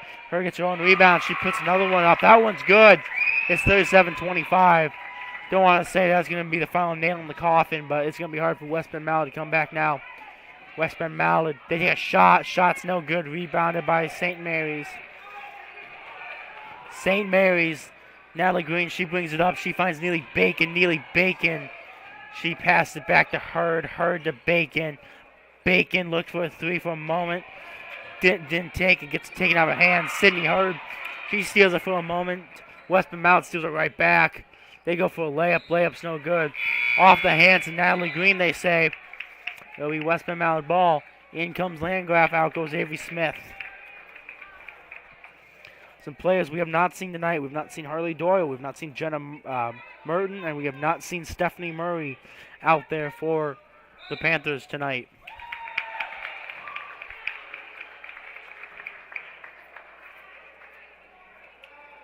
Turnover by West Bend-Mallard. Storm Lake St. Mary's ball. Stolen by West Bend-Mallard and goes out of bounds. That's going to be St. Mary's ball. So, Storm Lake St. Mary's, they get into Hurd. 1:11 left now. Neely Bacon, she's got the ball. She's in a little bit of trouble. She gets out of it, though. She gets it to Natalie Green. Natalie Green to... It's going to be Landgraf. Landgraf for two. It's good! Landgraf gets it. 39-25. 50 seconds and counting down. West Bend-Mallard. West Bend-Mallard, they have the ball. They know that they're in a little bit of trouble. They know that they're... They know they're down by 14. They know if they're going to have even a shot at making this a close game, they got to make everything go, and now. Sydney Hurd, she's going for a blocking foul. Blocking foul is kind of more or less irrelevant by this point. 3-point jump shot by the Wolverines is no good. Neely Bacon says, I'm not touching the ball as it goes out of bounds. Except it didn't go out of bounds. It was saved by a West Bend-Mallard player, but Sydney Hurd just picks it up. 20 seconds left now. Shot clock is turned off. It goes out of bounds. 19.7 left now. There is no shot clock here on out. It's going to be a full timeout, so we'll take that full timeout with them, and we'll be right back here on Fuller Digital Solutions. Did you know it's easier than ever to find the live stream for your team now at FullerDigital.net? No more searching. One place for all your live streams. FullerDigital.net. Home and away. If we're covering your team, the live stream videos are at FullerDigital.net. Just click on your school and you'll find the stream. Thank you for viewing the FDS live streams, and thank you for sharing it with your friends and family so they can find the games too. FullerDigital.net. And we are back. We're going to take a 2-commercial break. However, I decided on the fly that only needed one. Wanted to talk about this game. It has been a very good game. Storm Lake St. Mary's is going to come away with a great win. Coach Landgraf called a full timeout, and I want to say he did it not to talk over any strategy necessarily. He was doing it to congratulate his girls as they have got a hard-fought win. So Sydney Hurd, she comes out. Bianca Lemoyne, she comes out. In comes Ashley Camacho and Maddie Florentino. And also Laura Pascal Alfaro. So I also believe Natalie Green has gone out. Shot by West Bend-Mallard goes in. 6 seconds. 5, 4, 3, 2, 1. It's over. Storm Lake St. Mary's upsets West Bend-Mallard at home. And Storm Lake St. Mary's gets their 4th win on the season. They end their home portion of the season with a big-time win. And on senior night, what a way to send these seniors out in their final home game. So Stone Lake St. Mary's once again upsetting West Bend-Mallard, and after halftime break, come back for the recognition of these seniors because they have worked so hard the last 4 years. And boys game, Voice and Dudes will be taken over by my broadcast partner and Stone Lake St. Mary's basketball legend Mason Lavin. And take a couple commercial breaks, come back for the ceremonies, and like I said, when the boys game comes back, when the boys game starts, you have a new voice on the mic. So hope you've enjoyed the first half of this broadcast. I hope the second half of the broadcast goes just as well. I'm Christian Voss, Full Digital Solutions. Thank you for watching the first half of our doubleheader broadcast.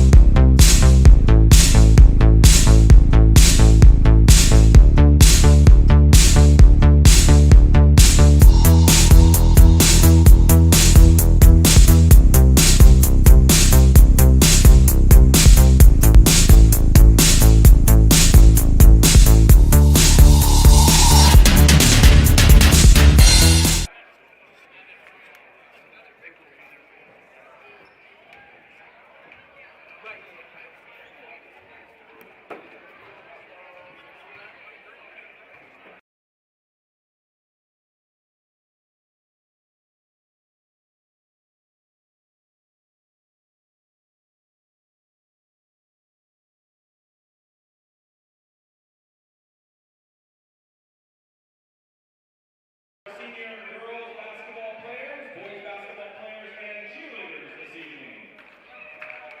We are going to begin with Natalie Green.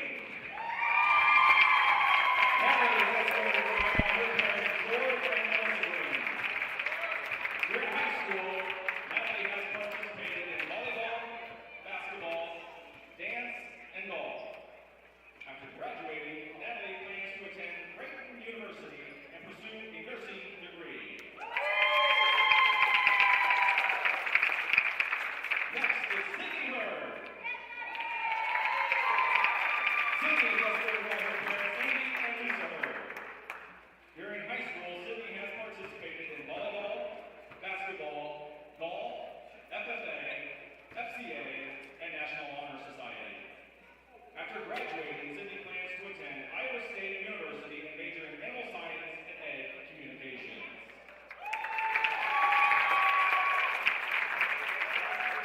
Next, we have Bianca Lamones. Bianca is escorted by her parents, Carl and Maria Lamones. During high school, Bianca has participated in cross-country, basketball, track, softball, cheerleading, dance, student council, and large group speech. After graduating, Bianca plans to attend a 4-year university to pursue a degree in sports management and business media, with a possible double major in Spanish. She also hopes to continue on competing in cross-country or dance. Next, we have Ellie Richardson. Escorted by her parents and Molly Richardson. During high school, Ellie has been involved in dance, volleyball, basketball manager, soccer, softball, speech, National Honor Society, and play. Ellie is considering what her next steps will be after graduation.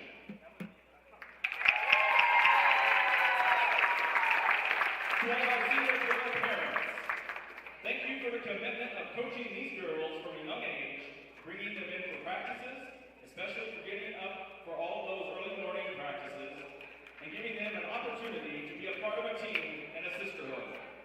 Your commitment has allowed these ladies to be very involved throughout high school and set them on the path for future success in their future endeavors. Let's hear it for our senior girls basketball players.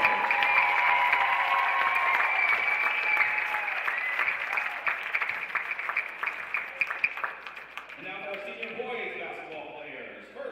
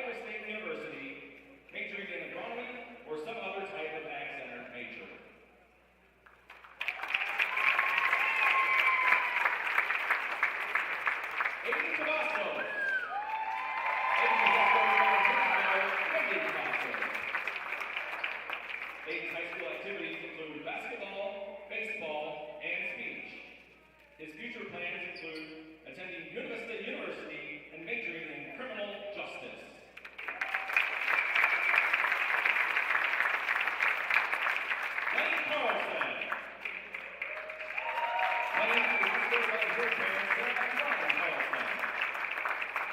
his high school activities include basketball, golf, baseball, speech, play, and FFA.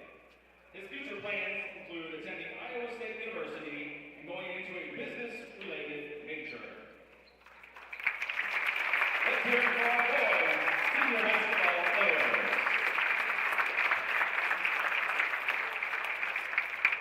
And tonight we'd also like to introduce our senior basketball cheerleaders. First we have Crystal Center. Crystal is the daughter of Paul and Sarah Center. She has two sisters, Emily and Becky, and three brothers, Aaron, Judd, and Sam.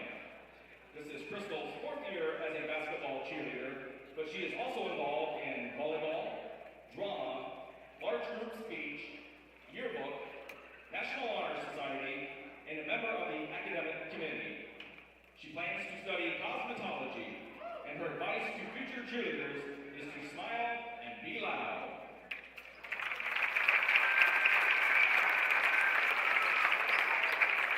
We also have Bianca Alones. Bianca is the daughter of Carlos and Maria Alones. She is the older sister to Carla and Jose Alones. This is Bianca's fourth year as a basketball cheerleader, but she has also participated in cross-country, basketball, dance, track, softball, student council, and large group speech. Mrs. Kirk, the cheerleading sponsor, is unable to attend tonight, but she would like to commend and award both Crystal Center and Bianca Lamones with the Twin Lakes Conference Award for participating all 4 years of high school and basketball cheerleading. Your presence has been memorable, and you will be missed. Thank you both for your service.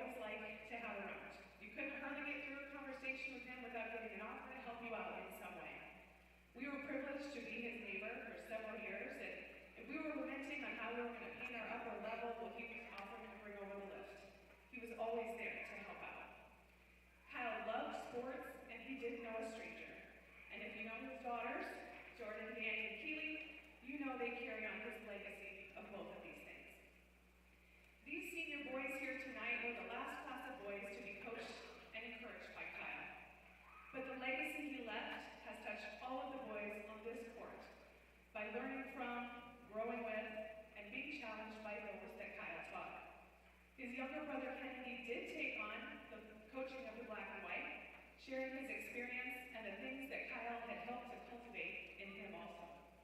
The great thing about a legacy is it continues to live on in every life that you've touched.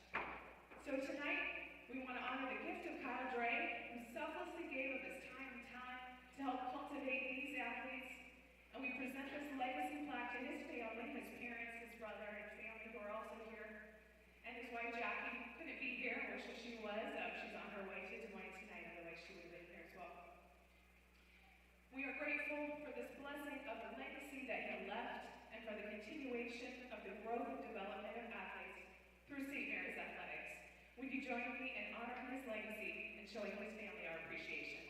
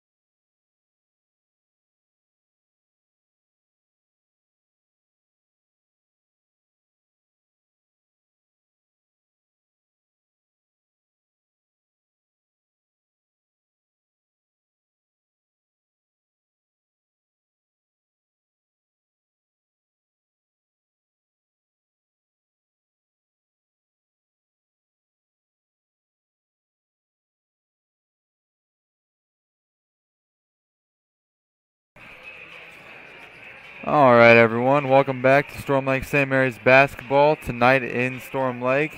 My name is Mason Lavin. I will be your announcer for the second half of action tonight between Storm Lake St. Mary's Panthers and the West Bend-Mallard Wolverines.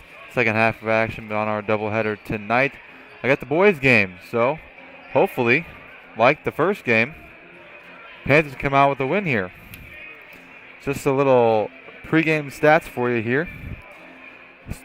Leading scores for each team. Bennett Smith leads the Panthers with 14.4 points per game. Then Lane Carlson with 6.7. And John Hyman in third with 3.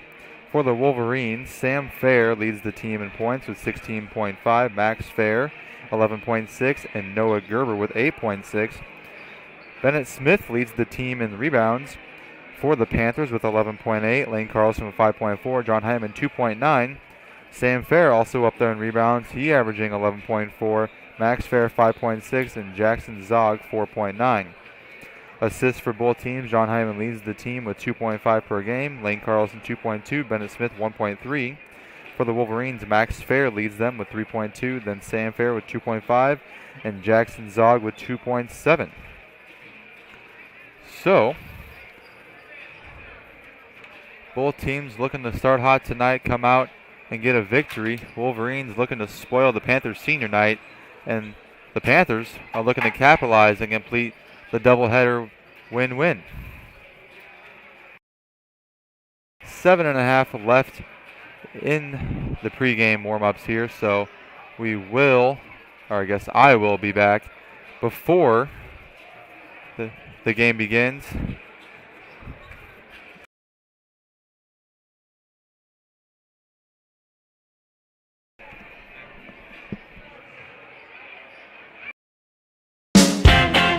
You may think shopping locally is more expensive, but have you ever compared prices? Oftentimes you can find just as competitive or better price points by shopping at a local store. Snooks Carpet and Furniture of Sioux Rapids has everyday competitive pricing. Shop local in the new year for all your flooring, home furnishing, furniture, and just-in modern bedroom sets from Malou. The original Snooks Carpet and Furniture in Sioux Rapids. On your way anyway. Visit us on Facebook or at snooks1.com.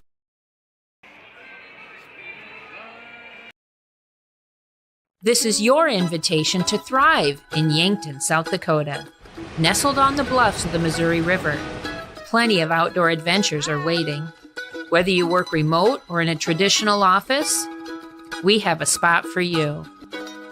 Quality health care, diverse manufacturing, progressive school system, Mount Marty University, and so much more. Explore with family and friends. Let's thrive together.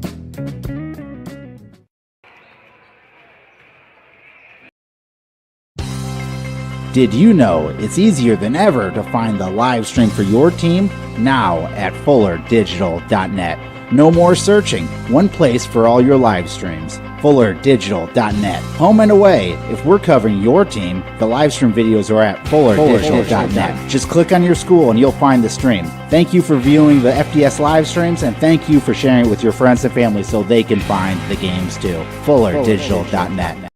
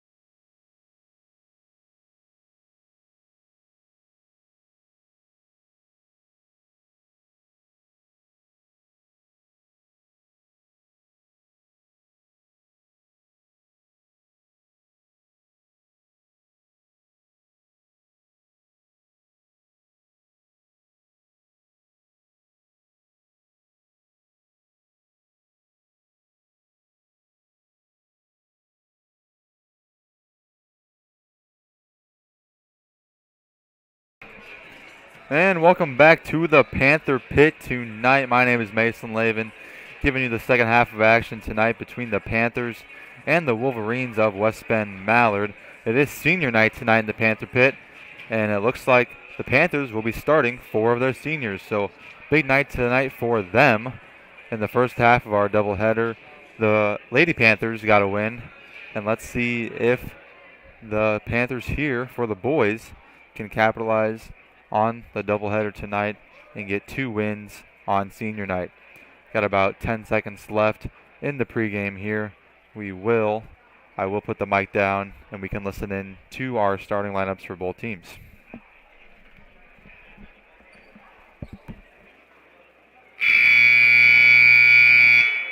Okay, here we go again. Boys turn this time. Storm Lake St. Mary's versus the West Bend-Mallard Wolverines.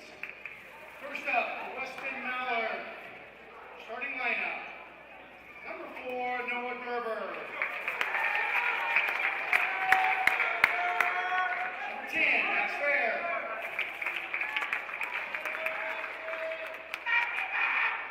Number 15, Sam Fair. Number 22, Clayton Jones. And number 25, Mitch Stevens. Coaches for West Bend-Mallard, Jerry Zog and Phil Swanson. And now for the Panthers. Seniors your last night here. Number 34, Jesus Melendez.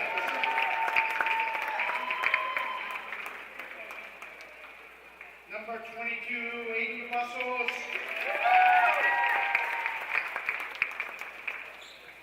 Number 14, John Heitman.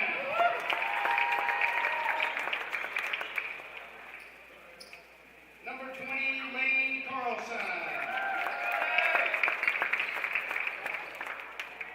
And number 42, Minute Smith. Coaches for the Panthers, Dave Howard and Evan Krause. Play some ball.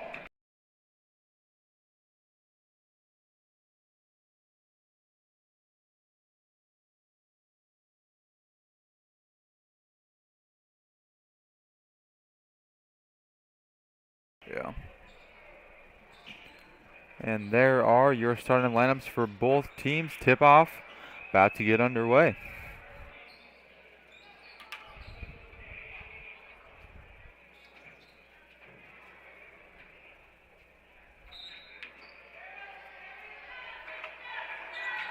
And here we go. Tip-off goes to the Wolverines. Panthers going to come out right away in a 1-3-1 defense here. Wolverines a little taken off guard by it seems like. We're going to set up their zone offense, get it to the high post on Fair. Rebound goes to Smith. Smith has been a monster on the board so far this season. He leads the conference in total rebounds. He's looking to continue that streak here tonight. Carlson with a high screen for Heitman. Heitman over to Cavazos. He holds it in. Good one-handed catch there. A lob pass over to Smith. Smith's going to pump fake. Nothing there. Back to Cavazos. And Cavazos is going to draw a foul, as it looks like a Wolverines player reached in from behind. Foul's on number 4, Noah Gerber.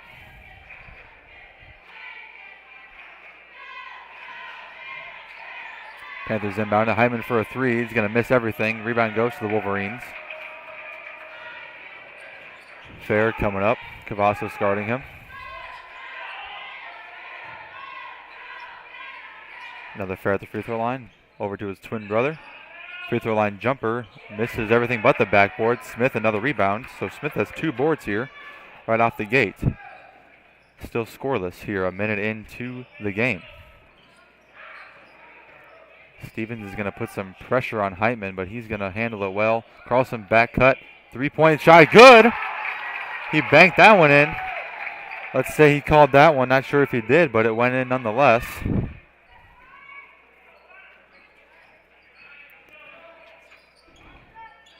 Wolverines now. Reverse layup. Gets a foul call. That's going to be on Smith. Went for the block attempt and just Ended up getting some hand instead of the ball.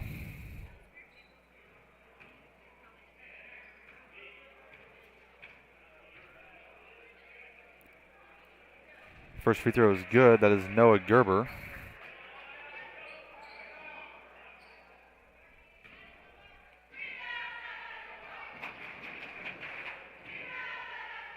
Second free throw also good. So 2 for 2 from the line there for Gerber. Wolverines will apply some sort of pressure here in the full court. Maybe not meant to go for a steal, but just, you know, put a little bit of pressure on the Panthers. See what they can do with it.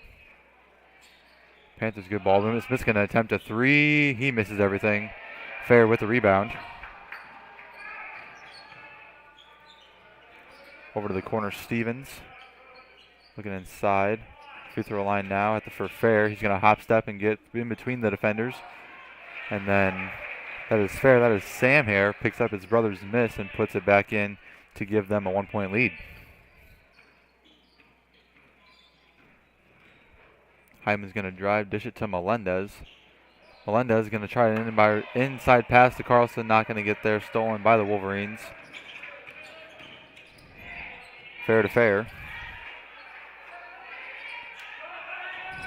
Now Fair at the baseline. Dishes it off. Shot's no good. It's going to be out of bounds off of the Panthers. It went off of Melendez's shoulder there. Must not have seen it coming right away.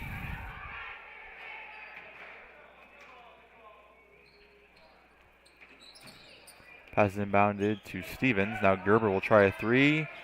That's going to barely clip the rim, but offensive rebound goes to Fair. He's going to put it back in for two. So the Wolverines scoring 6 straight unanswered points. Good pass inside to Smith. Smith's going to go up, and he's going to get fouled on the shot. So Smith will go to the line for 2. Foul's on number 10, Max Fair. That's his first.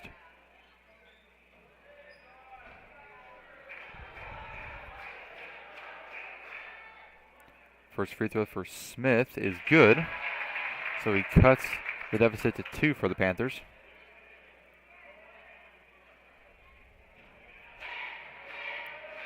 Smith looking to go 2 for 2 from the line here.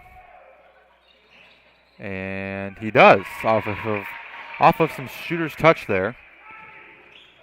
But 2 for 2 nonetheless for Bennett Smith. Good pass inside there to Fair. They're going to call a travel on Fair. So we'll go back to the Panthers.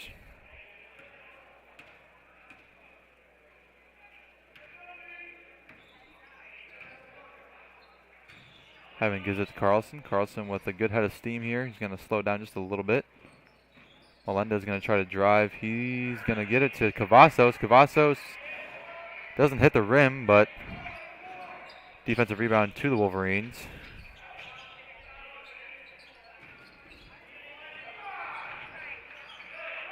Stevens saves it from going out of bounds, but goes right into the Panthers' hands. Hyman will push now. Wide open lane. Let's see what he's going to do with it. He's going to put up a layup. They're going to say it's tipped off of Fair. That is Sam Fair. So the Panthers will retain possession. 4:20 left in the first quarter here. Looking to lob, pass it over to Smith. Not quite going to get it to Melendez instead. Melendez is going to get fouled on the block. So that will be the 3rd team foul on the Wolverines.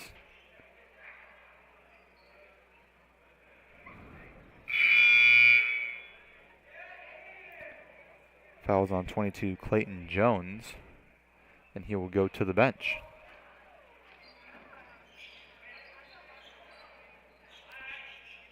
Good lob pass over to Smith. Couldn't quite get it, but Cavazos reels it in.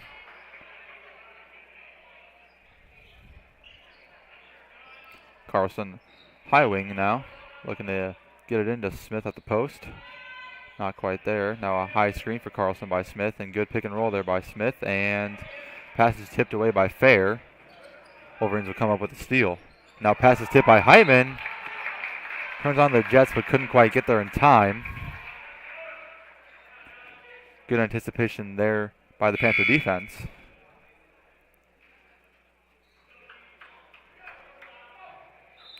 Landon Montag checks in for the Wolverines.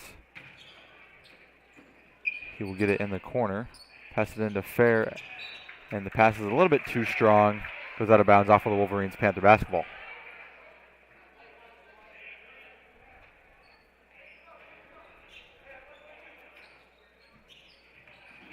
Now the Wolverines will apply some full court press here and then lay off as Smith gets the ball. Smith will try to take it all the way. He is going to get fouled, it looks like. Defense was riding him all the way down.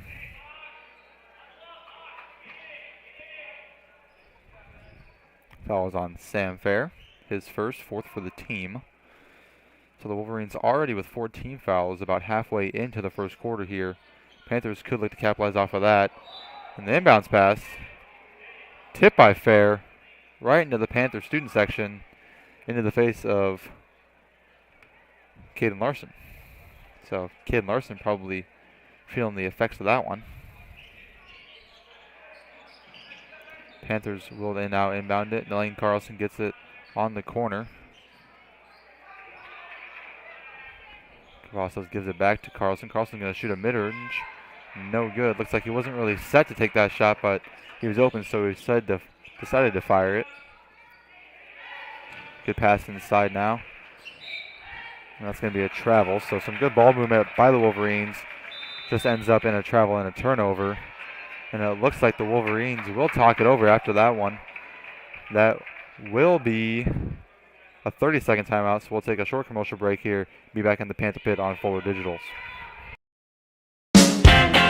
You may think shopping locally is more expensive, but have you ever compared prices? Oftentimes you can find just as competitive or better price points by shopping at a local store. Snooks Carpet and Furniture of Sioux Rapids has everyday competitive pricing. Shop local in the new year for all your flooring, home furnishing, furniture, and just-in modern bedroom sets from Malou. The original Snooks Carpet and Furniture in Sioux Rapids. On your way anyway. Visit us on Facebook or at snooks1.com. Welcome back to the Panther Pit. We got 3:17 left in the first quarter of action here on the second half of our doubleheader tonight. The boys of Storm Lake St. Mary's versus the West Bend-Mallard Wolverines. Panthers will start out with the ball after our break. They're down by one in a close, low-scoring matchup right now. Carlson gets it into Smith. Smith's going to try to put a move on. Just going to big body him.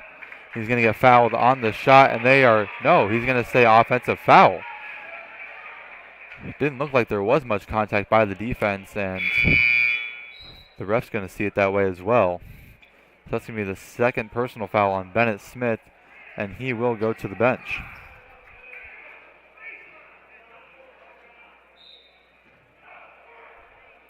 Ivan Del Villar will check in for him and instantly commit a foul. So the guy they brought in to keep Bennett Smith from fouling fouls right away.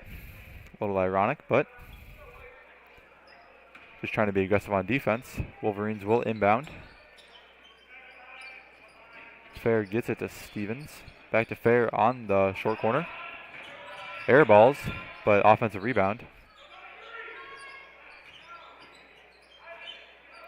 Fair at the top of the key now. He's going to dribble in, give it to Gerber. Gerber to Stevens. Stevens to Fair, and off of the leg to Fair, ends up in Gerber's hands. Playing a little bit of soccer out there, actually. Good ball movement here by the Wolverines, but some better defense by the Panthers until a little bit of an open layup, but it will be missed. Panthers will get it out of bounds on the Wolverines. Stay Panther ball.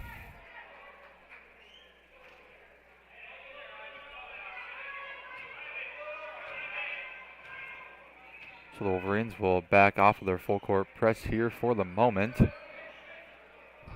They slip into a 2-3 zone. Over to Cavazos. Costas thought about a three, but the defender got there in time. A lot of top ball movement by the Panthers here. Carlson's going to fire a three. No good. Rebound goes to Fair. Now Gerber will push for the Wolverines. And he's going to travel with it. So that is the second travel that Gerber has committed in the last about 2 minutes here.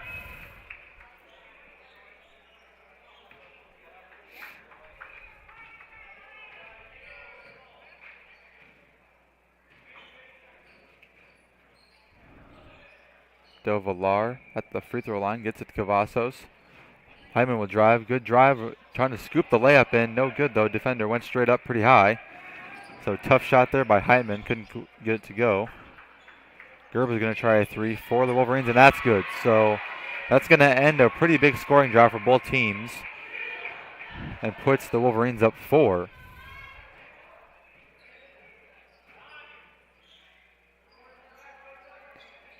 Hyman gets it to Del Villar. Cavazos is going to try a long 2. That misses. Wolverines on the fast break now. Fair picks up his dribble. 3-point shot attempt by Montag, no good. Fair the rebound, and he puts that up and in. So the presence of Bennett Smith is really being missed right now on the offensive glass. Panthers just can't seem to come up with a board. Also missing a little bit of post presence right now without him. Del Villar has done a decent job, but hasn't been able to score off of it. Now Carlson tries to skip pass and right into the defender's hands. Fair will go for a layup. Hartman tried to take a charge, no call. And the rebound ends up in the hands of the Panthers, but also the hands of the Wolverines. That will be a jump ball. And the jump ball will go to the Panthers. I believe that was a good no call there on the charge. Hyman was falling over just a little bit, but he was set, so nothing illegal going on either way. Could have maybe warned him for a flop, but it's high school basketball, and he got a little contact on him. So 5 seconds left. Carlson will go up, misses. He gets his own rebound though. Throws it right to Gerber. 1 second. That's going to end it. So at the end of the first quarter here, the Wolverines are up 11-5 on the Panthers. We will take a minute break and be right back with the second quarter of action here in the Panther Pit on Fuller Digital Solutions. This is your invitation to thrive in Yankton, South Dakota. Nestled on the bluffs of the Missouri River, plenty of outdoor adventures are waiting. Whether you work remote or in a traditional office, we have a spot for you. Quality healthcare, diverse manufacturing, progressive school system, Mount Marty University, and so much more. Explore with family and friends. Let's thrive together.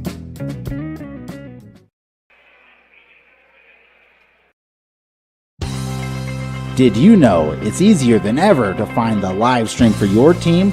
Now at FullerDigital.net. No more searching. One place for all your live streams. FullerDigital.net. Home and away. If we're covering your team, the live stream videos are at FullerDigital.net. Just click on your school and you'll find the stream. Thank you for viewing the FDS live streams, and thank you for sharing it with your friends and family so they can find the games too. FullerDigital.net.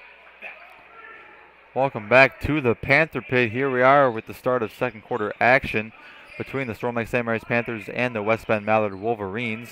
Wolverines are holding on to a 6-point lead. They did go on a little bit of a scoring run to end the first quarter to give them that lead, and right away Gerber's going to try a three, and they're going to call an offensive 3 seconds on the Wolverines. So the Wolverines, they are having a little bit of trouble with turnovers as well as the Panthers, but the Wolverines they're not forced turnovers. They're just silly little turnovers, travels 3 seconds here and there, everything like that. So, and just as I say that, Lane Carlson is going to travel for the Panthers, giving it right back to the Wolverines.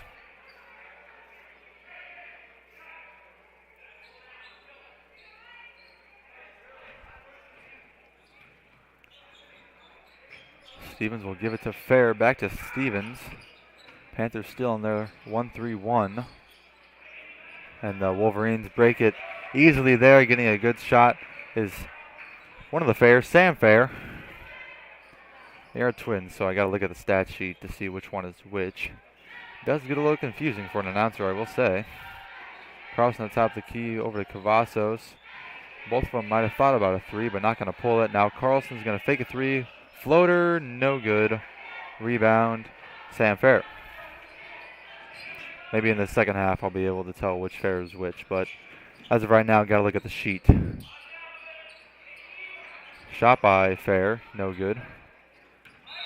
And that's going to be another travel by the Wolverines.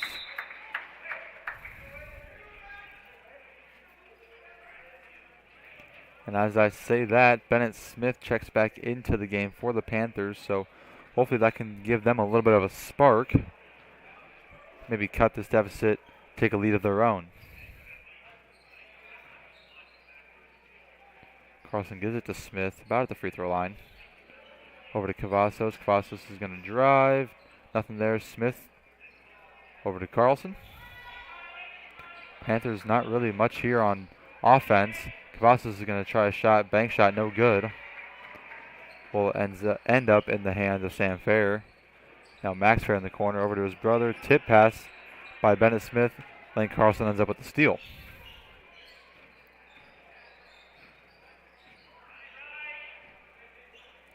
So the Panthers looking to set up some sort of zone offense here. Hopefully get something good and end their personal scoring drought. And Melendez will just throw it away looking for an out pass. But no one even in the vicinity of where he passed it to, so out of bounds on him. Good ball movement here by the Wolverines, but some better defense by Bennett Smith down low as he tips that out of bounds.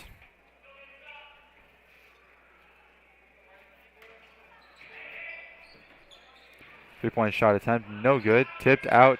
Wolverines will retain possession. John Hyman, it will go out of bounds. So smart play there by Max Fair.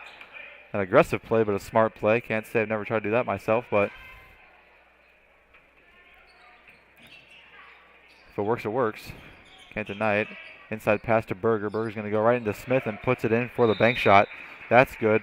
And with that, the Panthers are going to call a timeout as they go down 10. Will be a 30-second timeout, so we'll take a 30-second timeout with them. Be right back here in the Panther Pit on Fuller Digital Solutions.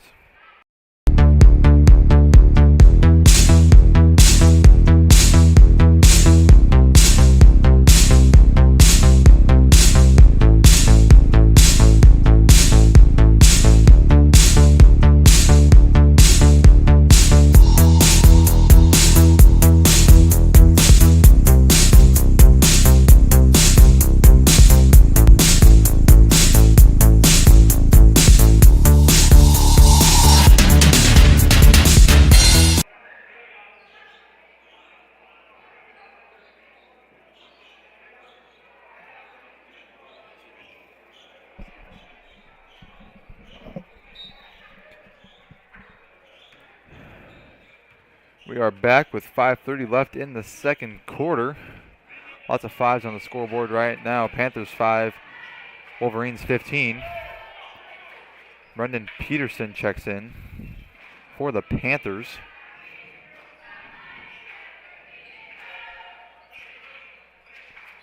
Carlson going to give it right, almost right to the defense, but Hyman with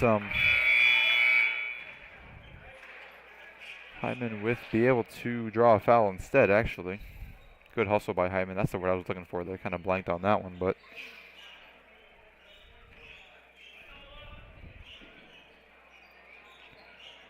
lots of defenders around Bennett Smith in the post, as that's the main way of scoring the Panthers are trying to get it into. They do get into him now. He's going to get it to the middle. Turnaround shot is good, so that gives Bennett Smith his first field goal of the game and his fourth point.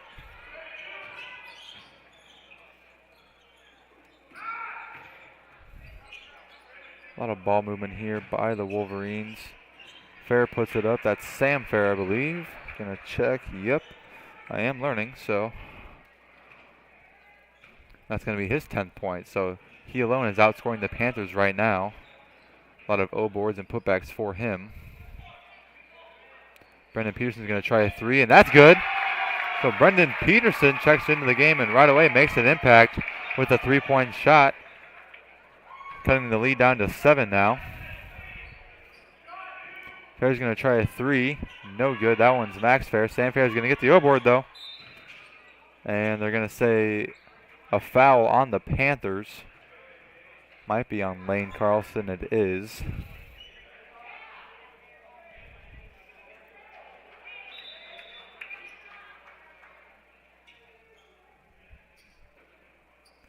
Caden Howard, St. Mary's head coach, talking it over at the ref, maybe wondering what that one was about, as a lot of contact was initiated by Fair, but They did call a defensive foul. Fair inbounds it to Fair. Tipped by Heitman. He's going to end up with a steal there. So good defense there by Heitman. Panthers will go the other way. Carlson with the wide open right lane. He's not going to take it. He does now, but gets stopped by a defender and then throws it right to Max Fair. Max Fair inside to his brother. And his brother puts up another shot from the inside. So Sam Fair living on the block here. That's where he's got 12 of his points.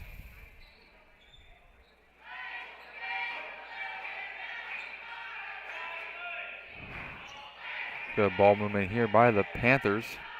Carlson would drive the baseline, gives it to Smith, mid-range. That's good. So good pass there by Carlson. Good shot in. Good shot by Smith. Cuts the lead back to 7. Panthers are going to have to get some defensive stops and in return get some offense going for them if they would like to cut more into this lead. You know, they have gotten some defensive stops and they have gotten some offensive buckets. They just can't really seem to put the two together. So let's see what they do here. Looks like they still are in that 1-3-1. Just a little compact and messed up as the Wolverines move it around. And that's going to be another travel, that time on Stevens.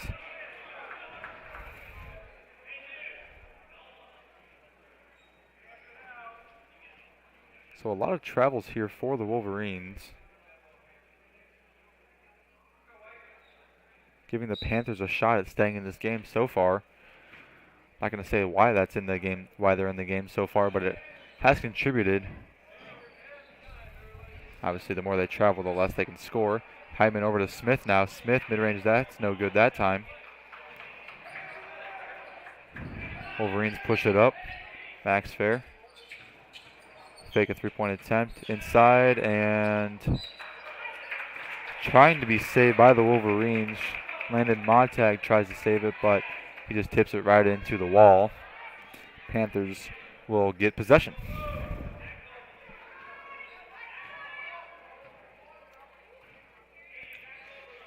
Approaching 2 minutes left in the first half here. Low scoring game so far, but it is a close one. An interesting one. Good defense and good offense also. Bennett Smith going to try mid-range. Might be cooling down a little bit. He got a little hot and now misses 2 mid-rangers in a row. That one off by quite a bit. Wolverines stay on the left side. Matt a 3. Misses everything. Lane Carlson ends up with the rebound.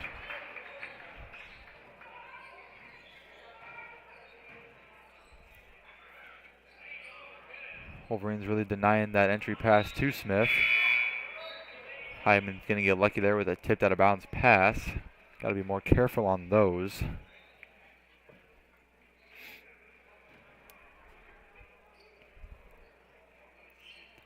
Carlson inbounds it to Hyman. Hyman will lose it. Afraid to touch it, but Cavazos does end up with it. Hyman top of the key, they get it to Smith. Carlson's going to try a shot. Not sure if he's on the line or not. No good. Cavazos gets the O board though. Carlson's going to drive. Hyman's going to get a screen from Smith. Give it to Melendez. Melendez fake. John Hyman, no good on the board. Carlson's going to throw one up, looking for a foul, but not going to get anything there. So a missed opportunity there for the Panthers as Hyman did have a wide open layup. Did not capitalize. Montag tries a 3, no good.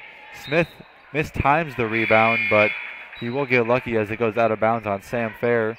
Panthers will get the ball with just under a minute left here in the half. They are down 7. Only down 7, but they have only scored 12 points. At some point, you do need to get some offense going. I mean, your defense has been working as you've only allowed 19 points in the half so far, but you know, defense wins championships if the offense can score. Smith's going to try a 3. That's no good.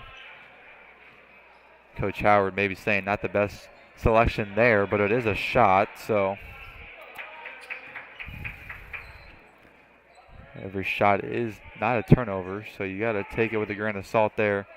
Playing hot potato here up top for the Wolverines. Sam Fair's going to get the ball at 3-point line, try to drive, pass it in. That's going to be a foul. Offensive foul, though. Not sure if that was Heitman that drew the charge. I'm going to guess it was, as he likes to do that. But the foul will be on 15, Sam Fair. That's his second.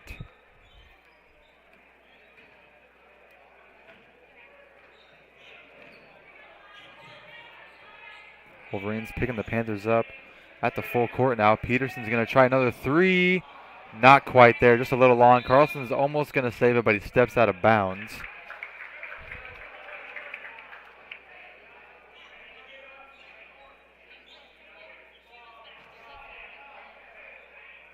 Now the Panthers will pick them up a little bit full court just so that they don't roll it in.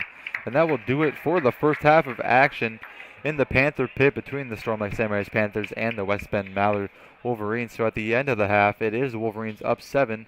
They have 19. Panthers have 12. So we will take a little commercial break here. Might be back for a halftime recap and then eventually the start of the second half. So thank you for watching. Take a little break here. Go grab a snack. Go grab a drink.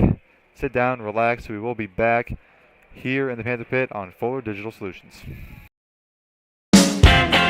You may think shopping locally is more expensive, but have you ever compared prices? Oftentimes you can find just as competitive or better price points by shopping at a local store. Snooks Carpet and Furniture of Sioux Rapids has everyday competitive pricing. Shop local in the new year for all your flooring, home furnishing, furniture, and just-in modern bedroom sets from Malou. The original Snooks Carpet and Furniture in Sioux Rapids. On your way anyway. Visit us on Facebook or at snooks1.com.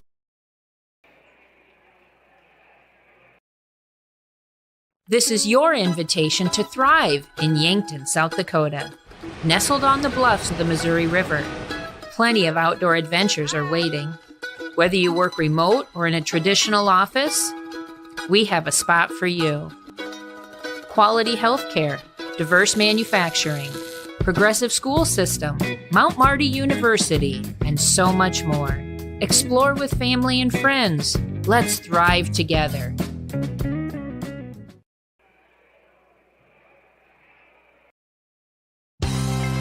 Did you know it's easier than ever to find the live stream for your team now at FullerDigital.net? No more searching, one place for all your live streams. FullerDigital.net. Home and away, if we're covering your team, the live stream videos are at FullerDigital.net. Just click on your school and you'll find the stream. Thank you for viewing the FDS live streams and thank you for sharing it with your friends and family so they can find the games too. FullerDigital.net.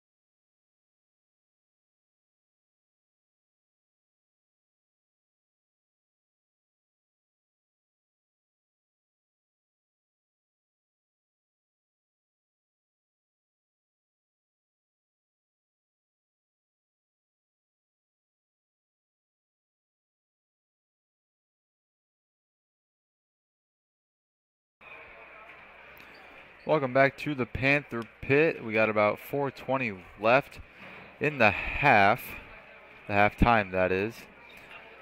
West Bend-Mallard Wolverines are up 19-12 against the Storm Lake St. Mary's Panthers. Would like to give a big shout out to our pregame and halftime sponsor, the Buena Vista Regional Medical Center. They make this broadcast possible. Also to the United Bank of Iowa for sponsoring the scoreboard that brings you the live score of the game. So at the half, like I said, 19-12. It has been low of a lack of offense, but I will attribute that to some pretty good defense by both teams. The Panthers came out in a 1-3-1, and it kind of shocked the Wolverines, I would say. They probably have a zone offense, I would think, but 1-3-1 just isn't really a common defense that you see, even with a zone. So the Panthers doing a good job there. They did find some ways to break it, a lot of ball movement, a lot of inside passes. So they have been able to break that, hence the 19 points. The Panthers, the Wolverines have had a 2-3 zone going on, which is pretty common. The Panthers just have not been able to do much out of it. Some mid-range shots by Smith have been their leading factors so far. A couple free throws and then a big three-pointer by Brendan Smith when he checked into the game, so that really helped. Leading scorers for the game, Sam Fair leads all scorers with 10 for the Wolverines. And then for the Panthers, Bennett Smith has 6. Bennett Smith also with 2 fouls. The Panthers only had 14 fouls in the first half, so staying out of foul trouble, that's good for them as they do have a limited roster, not very deep. The Wolverines, 16 fouls, so also pretty low fouling game for them as well, low fouling game in general. Again, good defense. There has been some careless turnovers by both teams. Panthers kind of just throwing it to nobody. Wolverines, travels have been the name of the game so far for them. You would think that if they limit those travels in the second half, they'll get more offensive opportunities and more ways to expand this lead. Panthers not looking to make that happen. Obviously, they're not the ones really causing the travels, but good defense has been their game so far, and if they can keep that up, then they can have a run for their money in this game as they are only down 7. But they are going to need to get some offense going. Obviously, like I said before, defense wins championships, but you can't score 12 points in a half and maybe expect to win a game. But, there's always second half. Might come out of the second half. That they could prove me wrong. They could score 12 points and, limit the Wolverines to, 4? But, that just doesn't happen very often. As good as their defense has been, you do got to allow for some mistakes here and there. So we do have about a minute 15 left in halftime here. We will take a little bit of a commercial break. Come right back for the start of the second half action tonight in the Panther Pit on Fuller Digital Solutions.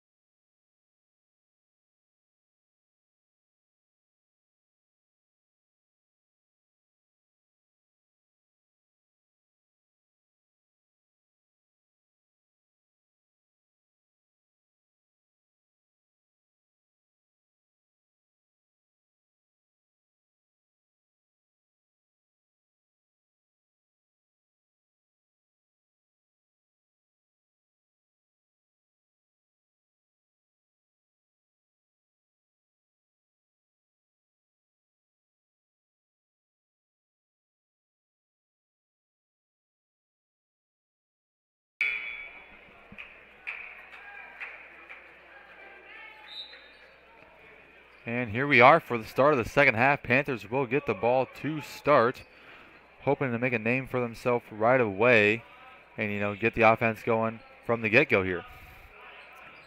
Looks like they are going to have a set play for Bennett Smith out of the zone defense. They will get to Smith. Smith will try a Kareem Abdul-Jabbar style hook shot, and he will get it to go. So the Panthers will come out right away firing, cut the lead to 5. I mentioned Kareem Abdul-Jabbar because tonight we do have LeBron James, of course, taking on the Oklahoma City Thunder, 36 points away from the scoring record in the NBA. Personally, I'm a Thunder fan, so maybe not looking forward to it being against my team, but personally, I don't think he gets 36 tonight. Maybe 30, but I won't give him 36. So good defensive stint there by the Panthers. Back to the game we are currently attending. So they do get the rebound after a couple tip shots. Smith will kick it out to Carlson. Carlson will try a three. No good. So Carlson taken and missed a couple threes here tonight. If he can get those to go, they'll be in the money. But so far just has not been able to hit them. Stevens will try a three. He cannot put it in.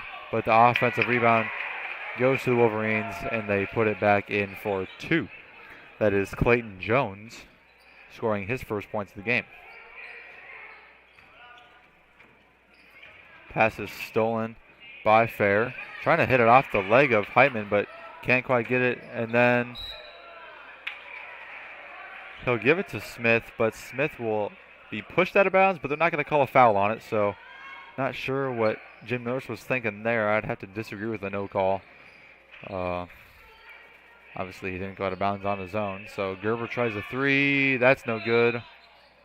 And they're going to call a foul on Bennett Smith as he might have pushed Sam Fair trying to get the rebound.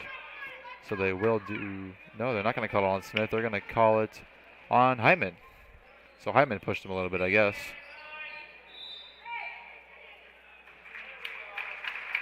And now they're going to call a foul on Sam Fair, it looks like.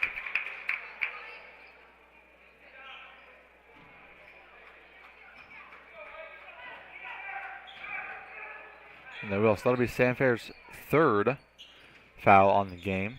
Maybe in a little bit of foul trouble as we are only 2 minutes into the second half here. Hyman wide open in the corner, not going to take a three. Gets it into Melendez. A lot of offensive players on that side of the floor for the Panthers. They might need to spread out a little bit. Smith was down there on the block and Melendez was down there on the short corner. Just a lot of bodies for a zone. Not really necessary. Hyman throws it up to Melendez. Melendez with the hops, catches it. Carlson gives it over to Cavazos on the wing, over to Hyman near the top of the key.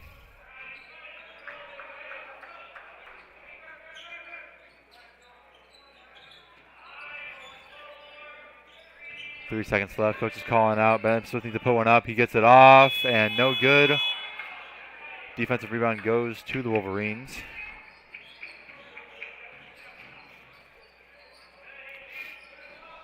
Max Fair now. Mid-range jumper from the free throw line. That's good. That gives the Wolverines a 9-point lead. So after scoring on their first possession, the Panthers have been scoreless ever since here in the third quarter, and they will take a timeout, talk things over, try to get the offense going. It'll be a 30-second timeout, so we'll take a short commercial break here and be back in the Panther pit. You may think shopping locally is more expensive, but have you ever compared prices? Oftentimes you can find just as competitive or better price points by shopping at a local store. Snooks Carpet and Furniture of Sioux Rapids has everyday competitive pricing. Shop local in the new year for all your flooring, home furnishing, furniture, and just-in modern bedroom sets from Malou. The original Snooks Carpet and Furniture in Sioux Rapids. On your way anyway. Visit us on Facebook or at snooks1.com.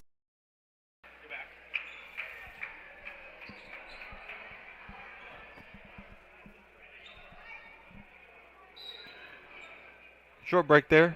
Panthers maybe talking about the offense, talking about some offensive boards they're giving up. Also been a big thing. Smith gets it on the block. He's going to use his body, get up, and just bullies his way for two. So Smith now with 10. Cuts the lead back to 7. Panthers hoping to get a defensive stop here and then score. Like I was saying in the first half, they've gotten some stops, they've gotten some points, but just can't seem to put the two together for a little bit of a run. So Fair will cut between, picks up his dribble, but it gets knocked around, and then he will flick the mid-range in for 2.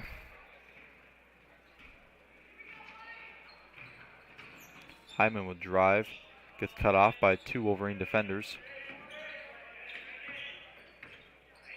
Hyman now thinking about what he's going to do. Dribbles back up top, resetting things. Carlson says no, thank you. Over to Peterson. Peterson's going to fake a shot.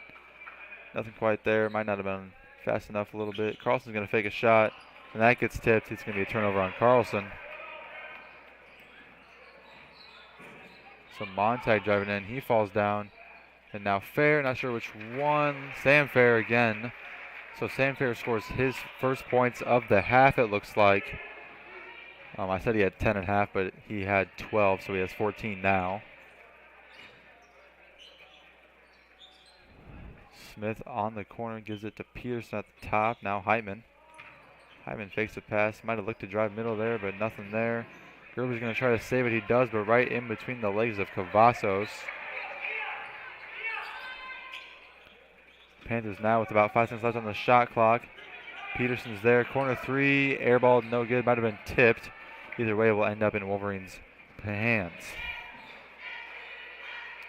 Sam Fair inside to Montag. Sam Fair thought about trying a three. Gives it to his brother Max instead.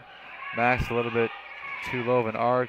And then Sam Fair right there with the offensive rebound and the putback.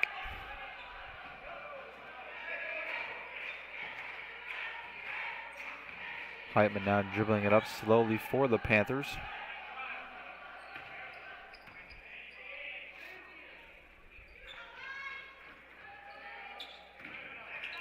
Entry pass failed, but it's going to be out of bounds on the Wolverines, so it will stay on this side of the floor.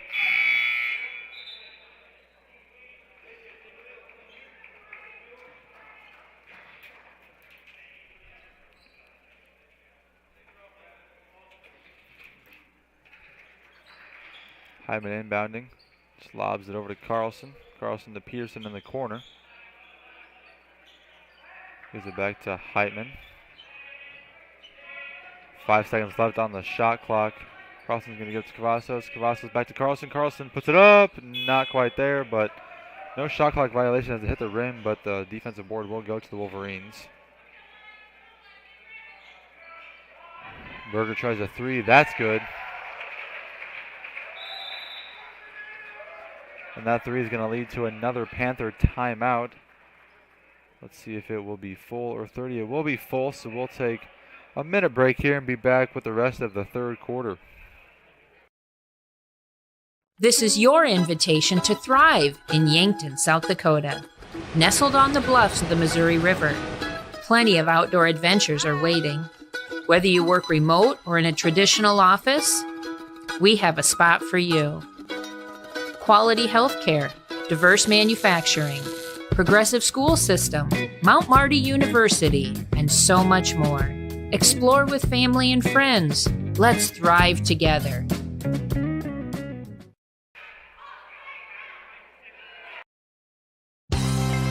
Did you know it's easier than ever to find the live stream for your team now at FullerDigital.net? No more searching, one place for all your live streams. FullerDigital.net. Home and away. If we're covering your team, the live stream videos are at FullerDigital.net. Just click on your school and you'll find the stream. Thank you for viewing the FDS live streams, and thank you for sharing it with your friends and family so they can find the games too. FullerDigital.net. Welcome back to the Panther Pit. We're coming off of a three-point shot by the Wolverines, so the Panthers will have the ball. They are down by 16. So the Wolverines currently doubling the Panthers' score right now. It was a 7-point game at half, but the Wolverines kind of pulling away here in the second half. Smith inside, and he will get it stuck. But he will go to the line for two. Try to cut this lead down just a little bit. Foul was on Max Fair. His second, so Bennett Smith will hit the first free throw. That gives him 11 points. Second free throw is also good, so good trip to the line there for Bennett Smith. Wolverines no longer doubling their score because of it. Panthers still very much in this ball game, though. Just a couple more stops and a couple more buckets, and the momentum's in their favor.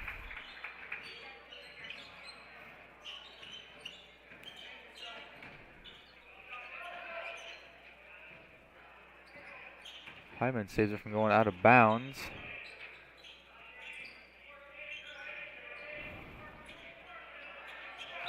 And then entry pass by Peterson is tipped out of bounds by Sam Fair.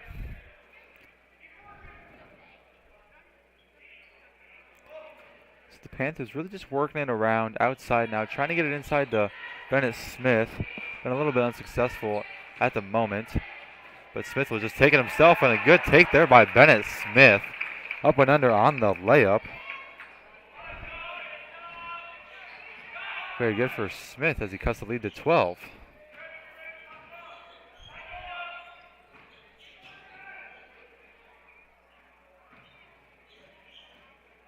No look pass there by Berger, but it cannot be corralled. That is Aaron Gamby.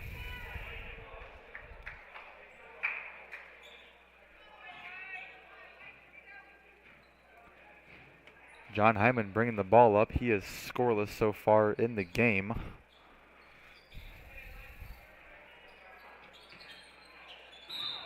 And now Smith will get fouled as they give it to him on the free throw line. So just as they're not trying to give Bennett Smith the ball inside, they are trying to prevent him from getting it on the free throw line too.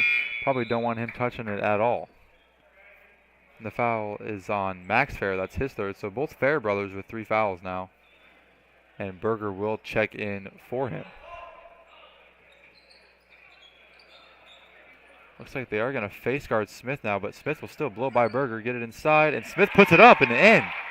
So Bennett Smith on a little bit of a scoring run himself now cuts the lead to 10 for the Panthers with under a minute left here in the third quarter. Berger's going to try a 3. That's good. And he puts an end to that scoring run for the Panthers. Just like that, the lead's back to 13. So just when the Panthers were making progress, some careless defense leads to an easy 3 for the Wolverines. Back inside to Smith. He's going to fake. And Bennett Smith again. That gets him 18. So I think he has scored 8 straight for the Panthers in the last, I would say, about 2 minutes here. 11-point lead for the Wolverines. Good ball movement. Montez going to try a 3, and that's good. So rough stretch there for the Panthers. You know, they did put a lot of scoring together, but just some 3-point shots by the Wolverines are going to put an end to their, not an end to their hopes, but they're going to crush them just a little bit more. So we will take a minute break. It says 10 minutes on the clock, but it's only going to be a minute, so we will take a commercial break and be back with the start of the fourth quarter.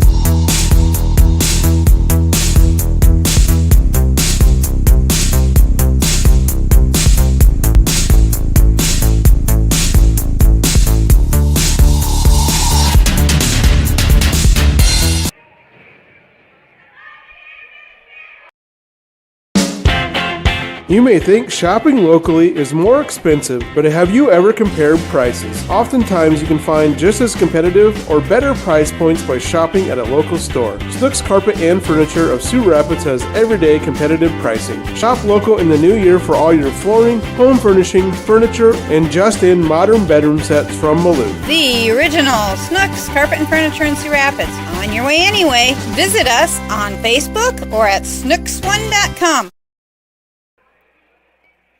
And we are back in the Panther pit. Last quarter of action here of our doubleheader tonight between the Storm Lake Samurais Panthers and the West Bend-Mallard Wolverines. Both teams went on a little bit of a scoring run to end that third quarter there. Bennett Smith scoring one of himself. And the Wolverines will pick up right where they left off. Sam Fair with a nice post move on Bennett Smith, giving him 18 points. So a couple 3-pointers to end the third quarter for the Wolverines. As the Panthers were just looking to come back into the ball game, those 3-pointers said nuh-uh. And now the Wolverines are back up to 16. I believe this is their largest lead of the game. Carlson will try a 3 now. That's no good.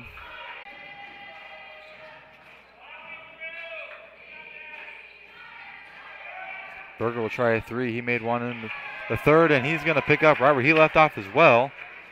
So the Wolverines getting hot from three-point land so far. And the Panthers, I mean, they could be doing a little bit better job on defense, but still just unlucky as the Wolverines have made their last three-pointer attempts. John Hyman will try to answer. Now Peterson will try to answer. That's no good. Almost, and it will go out of bounds on the Wolverines and stay on the Panthers side of the court. Melendez will check in for Peterson.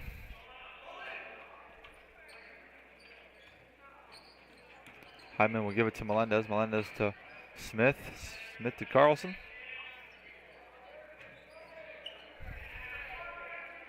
Panthers just cannot keep up with the three-point shooting of the Wolverines. I'm not sure if they made one, maybe, I would say. Brendan Peterson did come out with a three in his first, couple minutes of the game. And just like that, as I say that, Lane Carlson misses a three-point attempt here. That one's good. So just a lot of hot hands out here for the Wolverine. That's Aaron Gamby. That gives him his first points of the game. The nice shooting of his teammates probably leads him to some more confidence in taking that one, and he drills it. Panthers just not sure what to do to stop these three-pointers. They can't really answer with three-pointers themselves, even though they're going to try. And again, they miss one. So back and forth here. Good pass there by Sanfair. Gamby can't quite pull it in, so it's going to go out of bounds just by a dime.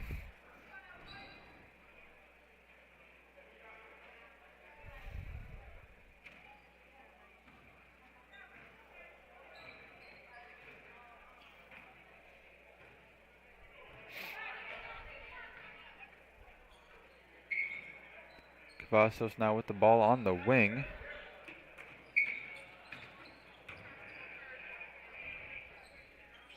Get it into Smith. Smith's going to try to body two defenders, and they're going to call a charge on Smith. Defender saw that coming a mile away. Took the charge. Fell over. Ref definitely saw it, so.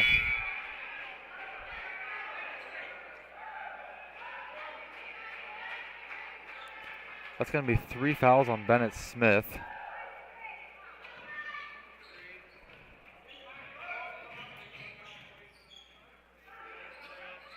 Wolverines now with the ball. See if they continue their hot streak from three-point land. Not going to attempt one that possession, but Sanfair will go to the line.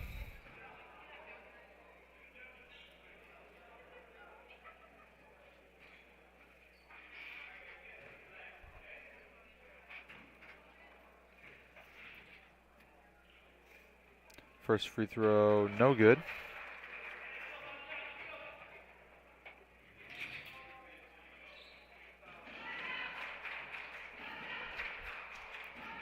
So the second free throw is good. That gives Sanfair 19 points on the game. 5 minutes left here in the game. Panthers are down by 23. Pass is tipped. Will stay Panthers ball. Montag will go to the bench.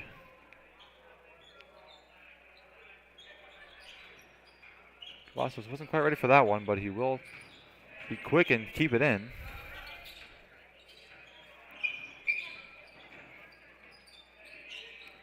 Carlson over to Cavazos at the top of the key. Now to Heitman. Now Melendez. Down to Smith. Just a bad pass there by Melendez, and that will give the Wolverines an easy fast break layup there.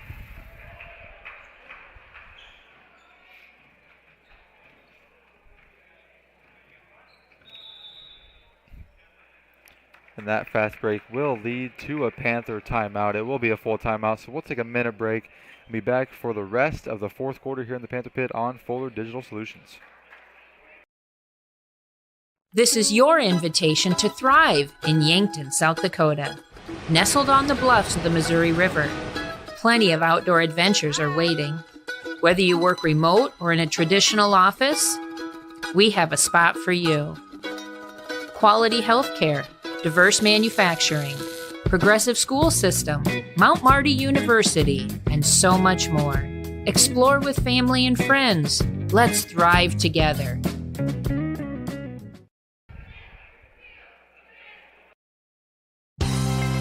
Did you know it's easier than ever to find the live stream for your team? Now at FullerDigital.net. No more searching. One place for all your live streams. FullerDigital.net. Home and away. If we're covering your team, the live stream videos are at FullerDigital.net. Just click on your school and you'll find the stream. Thank you for viewing the FDS live streams, and thank you for sharing it with your friends and family so they can find the games too. FullerDigital.net.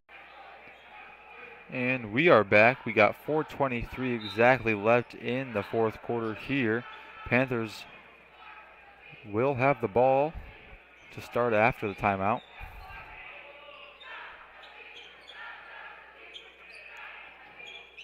Wolverines really extending their 2-3 out. That's kind of been why the Panthers have had such a tough time with it. They just, they're corralling Bennett Smith down low, so you can't really get into him. And then there's just nowhere for them to drive or shoot. And then another careless pass there by Cavazos is going to lead into the hands of Sam Fair, and Sam Fair will put it up and in. Excuse me, that was Max Fair, I believe. I was doing so well with the names. Bennett Smith will try to bully his way, gets his own rebound, no good. Almost gets his own rebound again, but that's going to be out of bounds on Smith.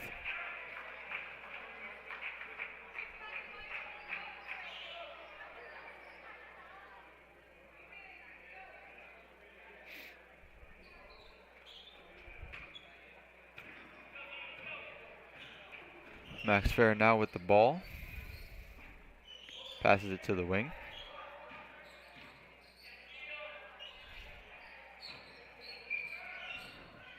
Mid-range shot, no good. Oh, rebound by the Panthers. Hyman's going to go. Fast break, one-on-one. Euro step. That's good. So John Hyman gets on the board with 3:10 left in the game. Good layup and Euro step by him.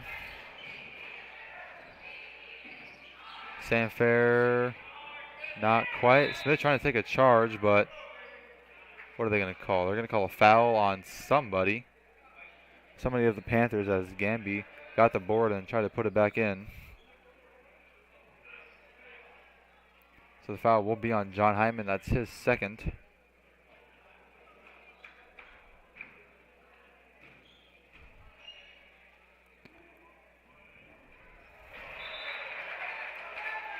Only 4 team fouls here in the second half for the Panthers. Like I said, John Hyman does have 2 fouls. Shout out to his older brother Jake. He's watching tonight in Iowa City, supporting his little bro on his last home game tonight. And now it is Hyman with the ball.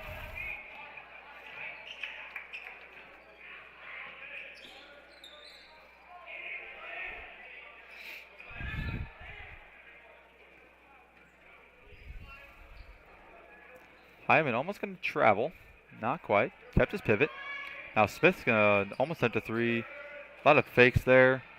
And then a bad pass is going to end up. That should have maybe been a double dribble, but oh. And some feet sliding from Melendez.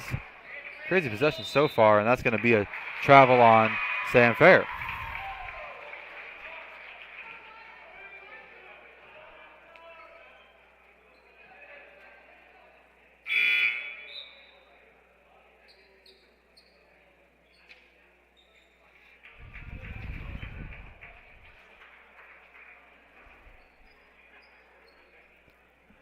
Panthers will keep their starters in for now. There is 2:24 left in the game. I don't believe this one's going to be reachable for them. So at some point, you got to expect the subs to come in and starters to sit down. He might keep the seniors in for the last game. And Hyman's going to bank in a 3. He's looking over at the crowd saying, yeah, that one might not have been planned, but it went in, so. Again, any shot that goes in isn't a bad shot, no matter what it looks like. Missed shot there by the Wolverines. Smith will retain the rebound. I've banked in a couple threes in my lifetime, so I can't say it's uncommon.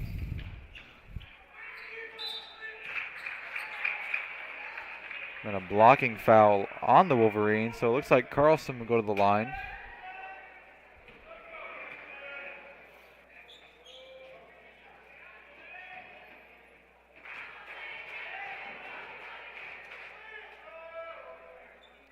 First free throw for Carlson is no good, off the back iron.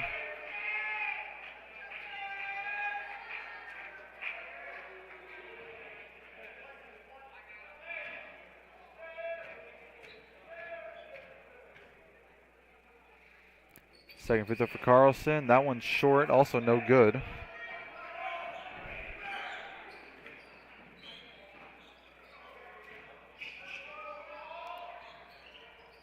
Fair the shot, no good. Rebound goes to the Wolverines. And that will be out of bounds on the Panthers. Yes, it will be.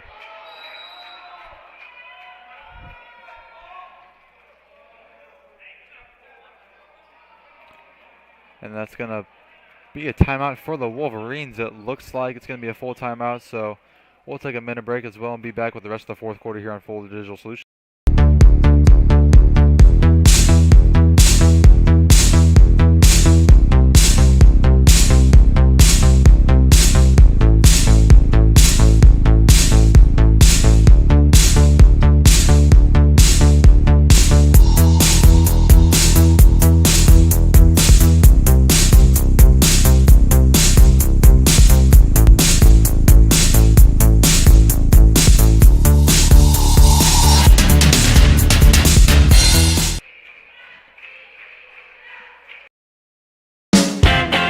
You may think shopping locally is more expensive, but have you ever compared prices? Oftentimes you can find just as competitive or better price points by shopping at a local store. Snooks Carpet and Furniture of Sioux Rapids has everyday competitive pricing. Shop local in the new year for all your flooring, home furnishing, furniture, and just-in modern bedroom sets from Maloof. The original Snooks Carpet and Furniture in Sioux Rapids. On your way anyway. Visit us on Facebook or at snooks1.com.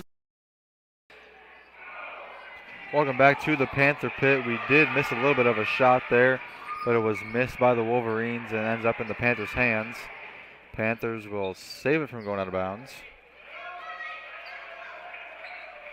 So they will have it with 1:10 left. It is senior night for the Panthers, and there is 4 seniors on the floor for them, so they might stay in the entire game, get the most out of their high school career. And another bank three. But that one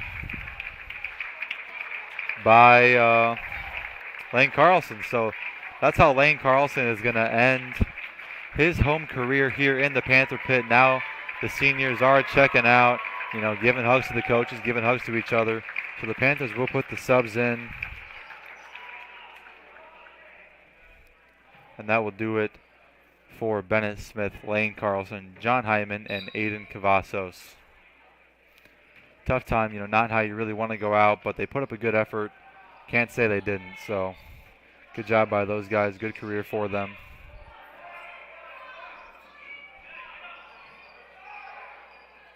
Shot no good. Rebound by Santiago Soria.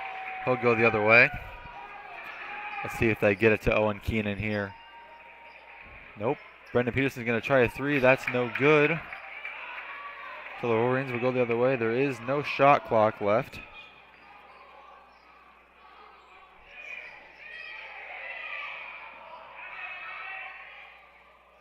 Let's see if the Wolverines hold the clock out. They're not going to. Missed 3-point shot attempt for them. Offensive rebound though. Back to him. That one's no good. So 10 seconds left here. Soria's going to try to take it all the way, and he's going to miss it.